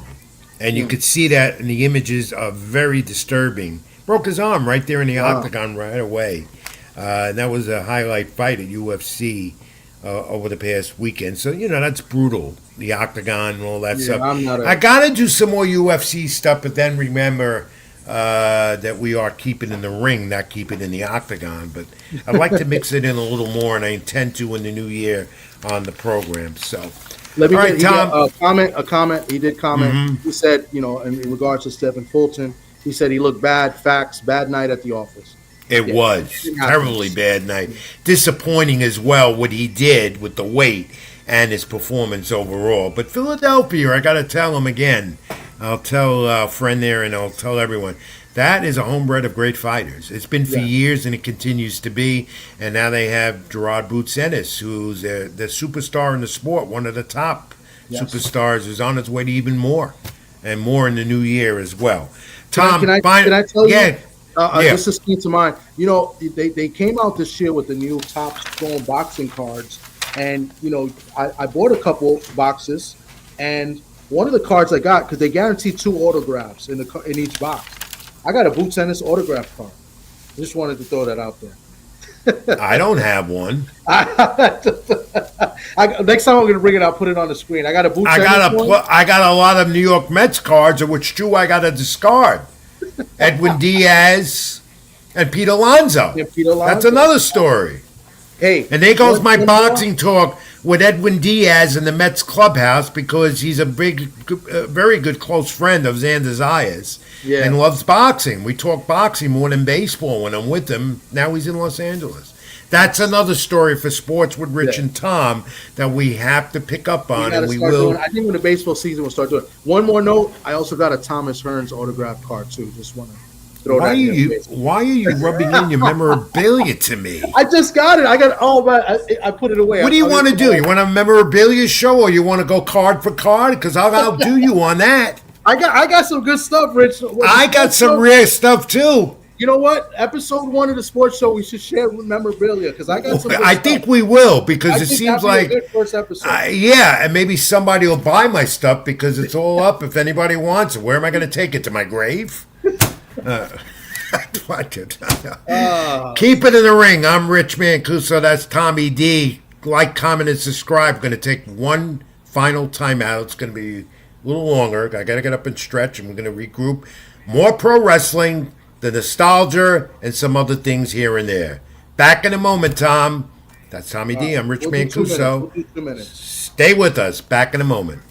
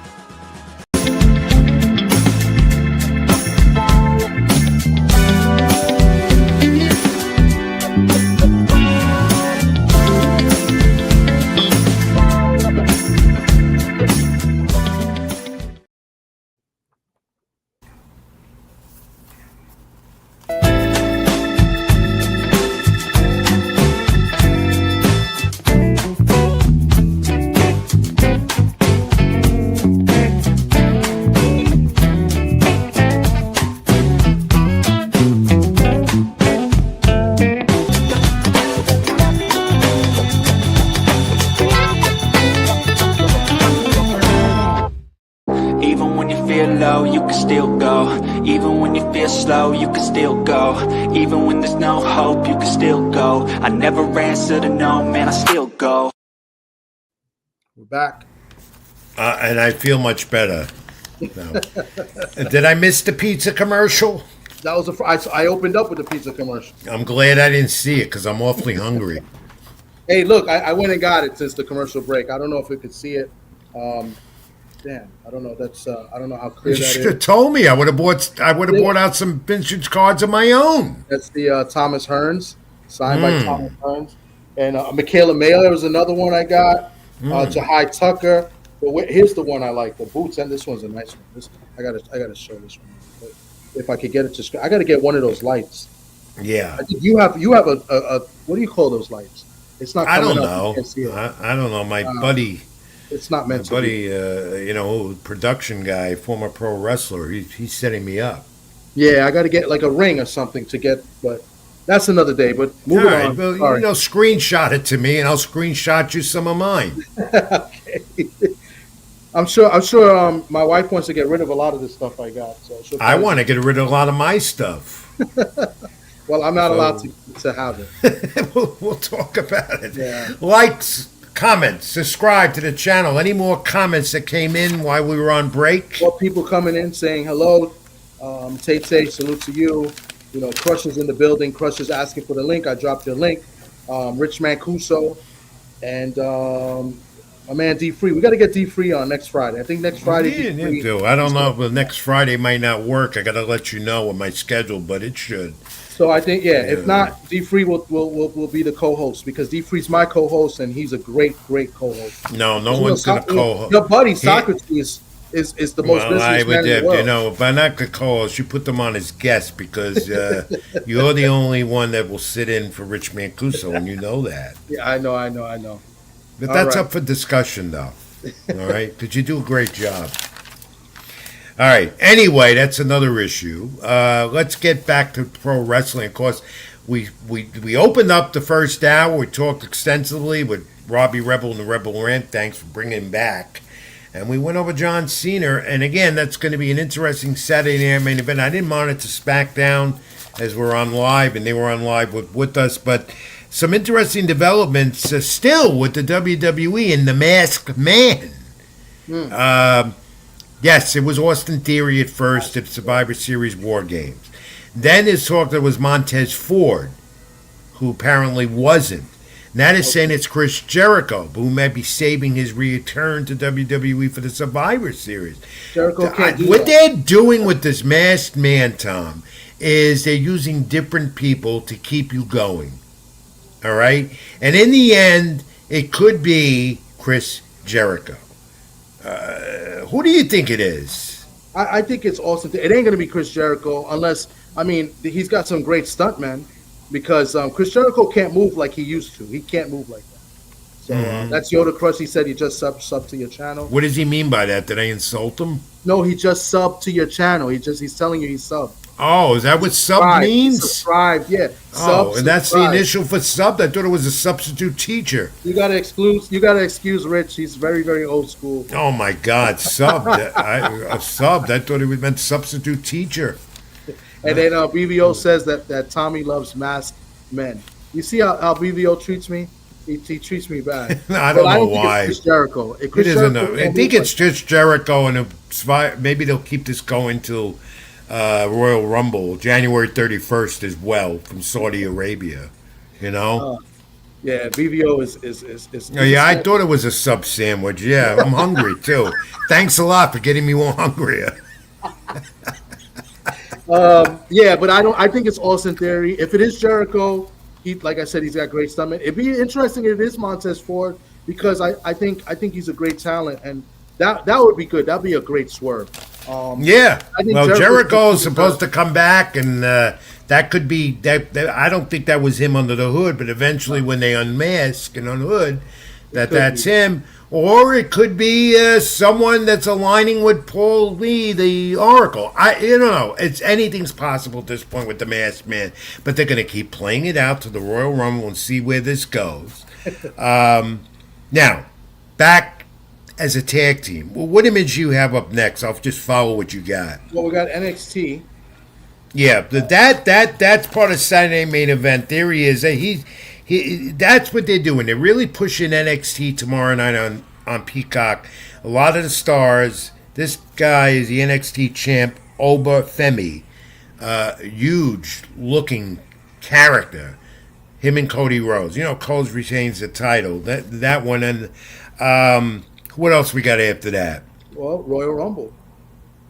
Yeah, the Royal Rumble poster is out, January 31st, and Roman Reigns is in that. Brock Lesnar is in that. Breaker, and Braun Breaker's gonna win the Rumble, and then probably face the world champion, which is going to be CM Punk still at that time, because they're Punk and Breaker the first Monday Night Raw of the new year on Netflix, so they might play that out leading up to the Royal Rumble, which could end up at WrestleMania. But the Royal Rumble entrants that's some of the talent and it's going to be stacked with more as you go along, as we get into WrestleMania season. What else I'm going to bring up? The Usos are together again, Jimmy and Jay. That probably going to be temporary because they were teasing a feud with the two, and it probably will lead to them turning on each other as brothers. Talk about AJ Styles, Chris Jericho, and who's the other one? Retirement tours like Cena almost. Okay. And Brock Lesnar. Brock Lesnar says he's going to go into 2026. It's going to be his last year as a competitor, maybe after WrestleMania. So those three are going to have some type of retirement showcases, as they say in the business. And but again, the center of attention too is on LA Knight, who's on the back burner backside right now. Not because he doesn't have a contract, not because there's been any dissension. He's doing some filming, some movie stuff. Okay. And that's how he's out of the picture and got demolished by Bronson Reed on Monday Night Raw this past Monday. I don't know what happened on SmackDown tonight, except I did catch before we came on the air the continuing and ongoing feud that's going to develop into a big thing with the Wyatt Six and Soa Sikoa's Money Tree family. So that continues to develop. But as far as Saturday Night Main Event again, Cena loses. That's what you and I think for sure. I think so. And 2-hour extravaganza to say the final farewell to John Cena. I'm looking forward to it, Tom, because there's going to be a lot of interesting, significant people that have played a role in Cena's career on the air on Peacock tomorrow night. So we'll look at that. Now, AEW, I know that's your favorite group. I can't stand AEW. I know it's your favorite. It's your favorite group, though. I know that. I'd rather watch TNA than AEW. Yeah, well, there's Samoa Joe, and still, he's the champion. They're in their Continental Classic tournament to determine the champion for that title. They have so many titles you can't keep track of what they're doing. They're getting ready for World's End, their final pay-per-view of the year, and I like the fact that they're giving a lot of play once again to Eddie Kingston off the injured list. Mm-hmm. And my favorite wrestler there right now is Kyle Fletcher. And MJF will return probably at World's End. He's been away doing some Hollywood commercials and whatever other stuff as well, and resting his body. He'll be back. Swerve Strickland is my other favorite there. Him and it's not Adam Page. Who is it? Swerve Strickland is. And they're feuding. John Moxley's end is coming there as well. Yeah, you see that the Death Riders, as they call them, are breaking up a little bit. So that's coming to. But Strickland and Hangman Page should form together to go after the Death Riders. But Tony Khan says they're doing well. Look at the ratings. As I say every time, they're not. No, they really are. They really are. All right, let's open the nostalgia bag, right, Tom? Yes, nostalgia. We got first one. I got one though before you show the clip. I wasn't able to get the clip, so we have to but December 12th. I forgot what year, but James Bo Crusher Smith wins the WB Heavyweight Title first round TKO over Tim Witherspoon at Madison Square Garden. The caveat here is Smith had lost the decision to Witherspoon 18 months earlier. And he floored Witherspoon 3 times in the first round. But this is the one we're focusing on. December 17th, 1952. Now you can put that up. Again, Archie Moore wins the light heavyweight title. 15-round unanimous decision over Joey Maxim at the arena in St. Louis. 36-year-old Moore retained the title for a decade. 2 defenses and rematches with Maxim, and I've got some other notes on it as you look at some. We're able to get the footage, right, Tom? But we got some images of it. About Joey Maxim, who was an active fighter from 1941 to 58. A total of 115 fights against some of the hardest hitters of his day. Knocked out only once, that by Curtis Shepard, who came back to beat 3 weeks later and then have 85 more fights without being stopped. Maxim swore off his back foot, explains him having only 21 knockouts to his credit. And he was a good counter puncher with that memorable 1952 fight against Sugar Ray Robinson as well. Defense of his light heavyweight crown, with the temperature reaching 104 degrees at Yankee Stadium in the Bronx under those lights. We talked about how historic Yankee Stadium was with boxing for years. Maxim took everything Robinson can throw, stood up against the assault for 13 rounds. In that heat, Robinson collapsed later when a reporter told Maxim he had won only because of the temperature. Maxim's reply, "I was in that heat too." And he was surviving as he always did to win. Those notes courtesy of the late, great mentor of mine, boxing historian Burt Randolph Sugar, who wrote a book, the ultimate book of boxing list. And so there you go. Tom, history. I'll add a little bit to it. I think from what I've looked up and what I've researched, Archie Moore, he was 36 years old in the first fight. These guys ended up fighting 3 times. Archie Moore won all 3. This was, I think this might have been the closest of the 3, even though he won a big decision. One of the judges, which was the referee back then, so it's 2 judges and a referee. The referee had the fight much closer, and it was in his 17th year. Moore won the title. 17 years as a professional, he won the title, and it was out there, I believe, in St. Louis, Missouri, 1952. 15 rounds. That's great. Great history. Great boxing history right there. Yankee Stadium, again, the home of so many illustrious championship fights back in time. Yeah. And again, the last one at the new Yankee Stadium that we talked earlier in the program with Afacio Falcone Jr., of course, was Miguel Cotto and Yuri Foreman. And that was the last time in 2009 when they opened the new Yankee Stadium. And we haven't had a fight card there since. We probably never will again. The Yankees don't want it. Yankees don't want anything there. I think the Pope visited that year too. Yeah, if I'm not mistaken, I think the Pope visited. I don't know. It's their sacred ball field in the Bronx that they don't want the grass tortured and. Yeah. They didn't. My explanation about it, not like years past, like we just saw with Archie Moore and Maxim, is that the fan element, they didn't like it. So whatever happened back in 2009, they don't want to.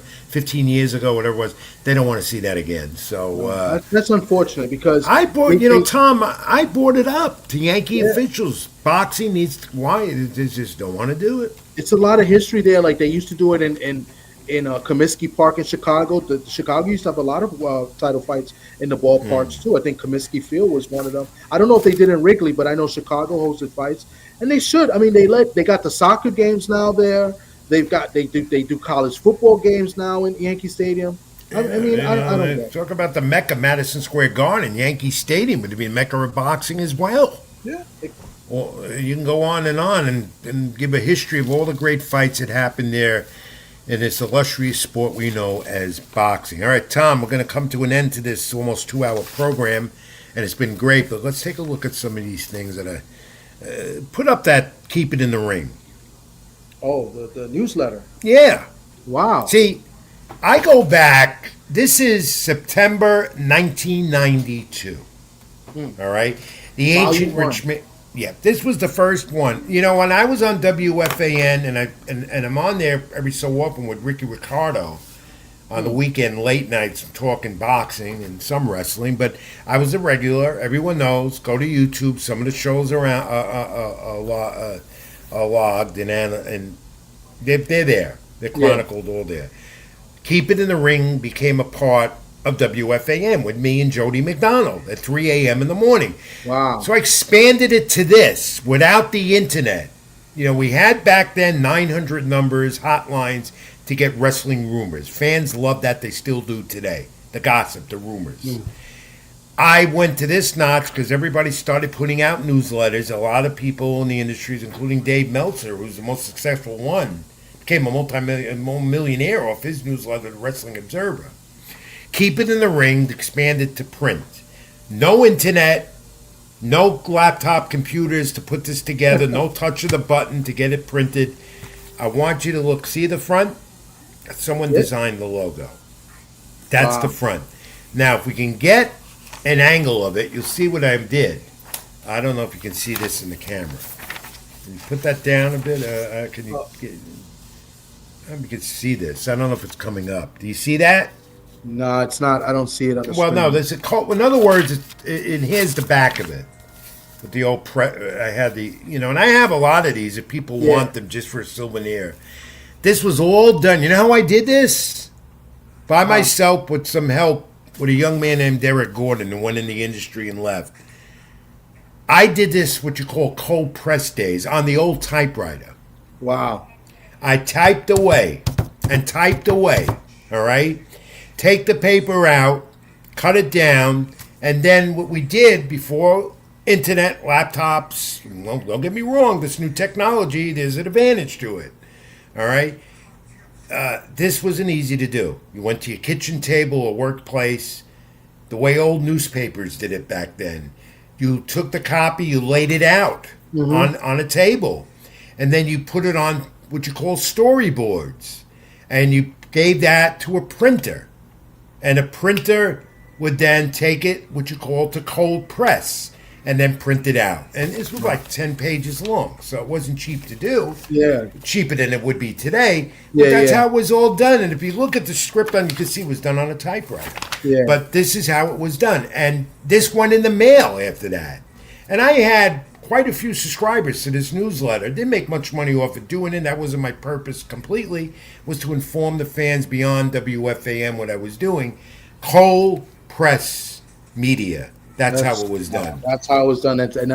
It's tough. And then, doing late night, so 3 a.m. in the morning, you came after the schmooze, right? Yeah. The schmooze was midnight. I actually started with the schmooze. He put me on. Okay. And we were having it, but he wasn't doing it. Him. Well, he was making fun and mockery of wrestling. Everybody, wrestling. And he wanted to talk to Jim Cornette, and I lined it up. And ever since then, Jim Cornette never talked to me again. Oh wow, that's because he was a jerk because he used to. Steve Summers did that. Yeah, Steve Summers, the schmooze. I mean, I called him a couple of times, but I'm a Devils fan, right? And at that time, it was when the Rangers won. And all he played was the Matteau goal. Okay. Remember Matteau, Game 7? Yeah. Matteau. He'll call up and be like, hey, something's wrong with my foot. I think it's my toe. And then he'll play the Matteau thing. I think it was it Howie Rose? I don't know who was doing the play-by-play with the Rangers, but that was Howie Rose. It was Howie Rose, right? I hated oh my God. And for years, everyone thought I was Steve Summers because we had a similar monotone in the voice. Okay. And I would tell them because they didn't know what he looked like. I said, I'm Steve Summers. I'm here, you're there. Me here, you there. And I would do that. People say, oh, Steve, what a pleasure to meet you. And he used to mock wrestling. He used to make fun of wrestling. That's how it started. Yeah. And then from there, Jody McDonald and I, and this we eventually done in a book, the Chronicle, the whole thing, how it started. I met Jody at a local pub in the Westchester area, New York, and he knew who I was, and then he was a big wrestling guy, and it all started. But, to go back to this, Keep It in the Ring, the subscription was $27 for a year. I did it twice a month. Okay. A single issue was only $2. Check or money order, the only way you could do it. And I did it. And this went on for about 5 years. And that was Yeah. 1992. So when you look at this Yeah. cover, I'm thinking SummerSlam. That had to be Von Yeah. Erich and Perfect. I think. Yeah. I could tell you. I give you an idea. I give you an idea, and then we're going to move on. We got to wrap up. Okay. Yeah. It's about. I'm talking here about Hawk and the Road Warriors Legion of Doom. I had some writers as well. I have my fan club photos of meeting some of the fans that keep it in the ring. So a local promoter, who I'm not going to mention because I don't talk to him no more, talking about the recaps that happened at Madison Square Garden, and something about Kerry Von Erich, who passed away tragically with that family. These are the things I did, but I would also give the rumors and the gossip that fans wanted to know. And I would also answer fan mail. It was also like a print version of the radio show. Rich, I gotta ask you. I've asked you this maybe 2 times, maybe 3 times before. I'm gonna take a shot and ask you maybe for a 4th time because you've been doing this for such a long time. Every Friday in the Daily News was an article on wrestling called The Slammer, and it was a guy in a mask. There was a rumor that you were the Slammer. No. I don't know why people still think that. Oh, man. No. I'm trying to get you to confess. It wasn't me. If I'm going to do anything, I think it was a late Blackjack Brown who used to do the recaps. Blackjack Brown that used the hotline. Yeah. I think it was him. That's what everybody said. I don't even know. Or it was just a desk clerk that liked wrestling. But look where it's revolved since then. ESPN, national, all internet. Well, look what's happened. Wrestling's become mainstream now. Wow. I came in at the wrong time. Yeah. Keep It in the Ring has still been there, but I came in to do what I had to do at the wrong time. But all of that, because there would have been no, what was his, what did they call him again? The Slammer. The Slammer. No, it wasn't every me. Friday, they give the results. I will resolve 2 questions right now. 1, I wasn't the Slammer. 2, I'm not Steve Summers. No, I know you're not Steve. Steve Summers, I know Steve Summers. I spoke to Steve Summers because I used to call WFAN. So I spoke to almost everybody that worked there. Mike and the Mad Dog, I called. Did you ever call me on WFAN with the wrestling segment? 3 o'clock in the morning. Because it was rapid fire. But I remember Jody McDonald, though. I do remember Jody McDonald. Yeah, and I thank Jody for all of that. We had a great run for 3-4 years doing that at 3 in the morning. Yeah. Wow. Go on YouTube. You'll hear some of the show. Some fan logged them all, and they're chronicled. They're all on YouTube. I'm going to look that up. That's pretty cool. Because you'll hear a lot of it. It was unbelievable. Let me tell you something. WFAN was the station to listen to for radio. I mean, a lot of people didn't. I didn't have cable, so I listened to a lot of games on WFAN and radio in general. I even used to listen to Don Imus in the morning. So, but man, you had to listen to Rich Mancuso at 3 a.m. on the weekend overnight. Oh wow. It was, it was RM and JM, or JM and RM. That's what Jody used to call it. Jody is doing well down in the South Jersey area and doing some work with WIP Sports Radio and some others, and he's on his way towards retirement, too. I got one, just came to mind. So when Steve Summers, he ended up doing the mornings with Salzburg. It was the sweater, the sweater and the schmoozer. Do you know that one time, and I hope Soccer's listening, Socrates called up the radio, and they thought he was joking because they was like, Socrates calling from the Bronx. What were we gonna tell me next? That his wife is Cleopatra? And I remember that specifically. And I think Sock asked the question and said something, and I think Salzburg, because Salzburg, he was a little bit of a jerk. I think they had to flush the toilet thing. Or whatever. I think they did. Yeah, I remember that. They flushed the toilet on site. I remember. Well, there's been so many changes at that station now, but people can hear me once in a while. I'm on late night with Ricky Ricard, like 1:30 in the morning. Okay. And we might even do one this weekend. Tomorrow, with Saturday Night Main Event with Cena's Farewell. Ricky's on the air. He hits me up, and I'm on for 10 minutes with him analyzing stuff. So, going back some more. Look, and we're gonna wrap this up quick. Yeah. Go to this Google. You got this Google Yeah. thing? Okay. Look at this. People alerting me to this. And what the hell's wrong with Google? I'm not 80 years old. So if they Google Rich Mancuso, this is what they'll find. Yeah, and they're going to see that I'm 80 years old. Is that's your birthday? May 10th? Yeah, yes. 19th? Yeah. Yeah, but I'm not 80 years old. I'm far from that. But I thought I'd put that up because I got a kick out of that. And some of my colleagues and others have Googled. A colleague Googled this to me. It was great. And remember 7 years ago, we said goodbye to HBO Championship Boxing. And that still, everybody grew up that got into boxing. And most boxing people today will tell you HBO got them started. That's the cover of a book I have that's up for grabs if anyone wants, with color photos of the history of HBO Championship. Tom, I'll trade a card for this for you. That might.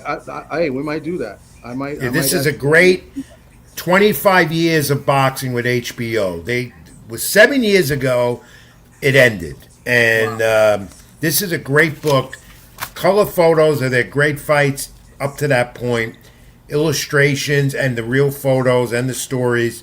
And this is great. I wish you could see this on camera. So Tom, the HBO logo, you want it? Give me a card. You got it. Let's see what I got. I don't know because this Boots Ennis card and Tommy Hearns photo. It doesn't have to be that. It doesn't have to be that. But we do what they do in baseball. What they've been doing, trade for trade. And okay? if BBO's watching, because BBO's in Cleveland, I got a nice Tiger Johnson. I don't know if you can see that Tiger Johnson autograph card. So, enough of your cards, all right? You had your time, but yeah, HBO boxing. Real quick, could you one memorable HBO fight that you could remember? Because we got to get out of here. Oh man, so many. I don't. One moment, and the moment I remember because I wrote about it: Larry Merchant challenging Floyd Mayweather in the middle of the ring. What was his name? Mayweather. He challenged Mayweather versus he got headbutted and then he hit him after. Yeah, and then Larry Merchant said to him, If I was 50 years younger, I would knock you on your ass. I think wasn't Trinidad De La Hoya? HBO? Yeah. So that would be one. I came from a wedding that day, rushing to watch that fight in a friend's house. There was a whole bunch of many memorable fights and moments on HBO. Jim Lampley, the fight doctor. I mean, you had Harold Letterman, the judge, and Lampley and Larry Merchant. It was just great. And then you had Max Kellerman come into the picture as well. We missed them. And then Showtime, and they're gone, and now it's all streaming. But that's the story. Tom, 2 hours, great talk. Thanks to Facio Falcone Jr., the rising super featherweight from the Bronx, for joining us. The return of Robbie Rebel, I loved it. He'll be back with the Rebel Rant when we continue. And so much information. The fights this weekend are interesting. Any final thoughts and where the fans reach you, my friend? No, this was a great show. I mean, thank you to our guests that came up. They definitely made it good. If you didn't catch the beginning, Robbie Rebel's back. He's always great. He wasn't prepared to do the Rebel Rant. We just wanted to surprise Rich, and that was successful. So next week, we should get a nice Rebel Rant. And Facio Falcone, man, I've been telling people about this kid for a while now. And he's on his way. He's on his way. This kid is, we're looking for the next champion here in the Bronx, and I think he's him, and I don't like to use that expression, but I think Tom, where does everyone reach you? They know you're on TD Sports Talk. Where else? TD Sports Talk here on YouTube every Sunday with my man Pedro Fernandez at Ring Talk Worldwide. That's where you can catch me, and of course, keep it in the ring. YouTube and the radio, Sports Byline, USA.com and sportsbyline.com. Next week, check the social media handles of Tom and myself at Ring786 at Twitter and on Facebook.com, Rich Mancuso on Instagram, among the others, Latinosports.com that I write for, read my content. Special show next week. We're going to look at the year in boxing and pro wrestling in 2025. We're almost coming to the end, and that might be my final show of the year. We'll see how that goes. But either going to be Thursday Night Live or Friday. We'll let you know. Check the social media. Thanks for everyone for watching tonight. staying with us for 2 hours or more. And the content was great. This was a great one. And 2 hours works, but it's a lot, but it works. And thank that guy, my colleague, friend, and producer. He makes me look good every week. String Punk Entertainment, Scott Churston as well. Tommy D, as I always say to everyone, God bless, be well, be good to each other. Until next time, I'm Rich Mancuso. That's Tommy D. Like, comment, subscribe to my channel here on YouTube. And as always, what do we say? Keep it in the ring. Keep it in the ring. Till next time, I'm Rich. This is Tom. Take care. Even when you feel low, you can still go. Even when you feel slow, you can still go. Even when there's no hope, you can still go. I never answer to no, man, I still go.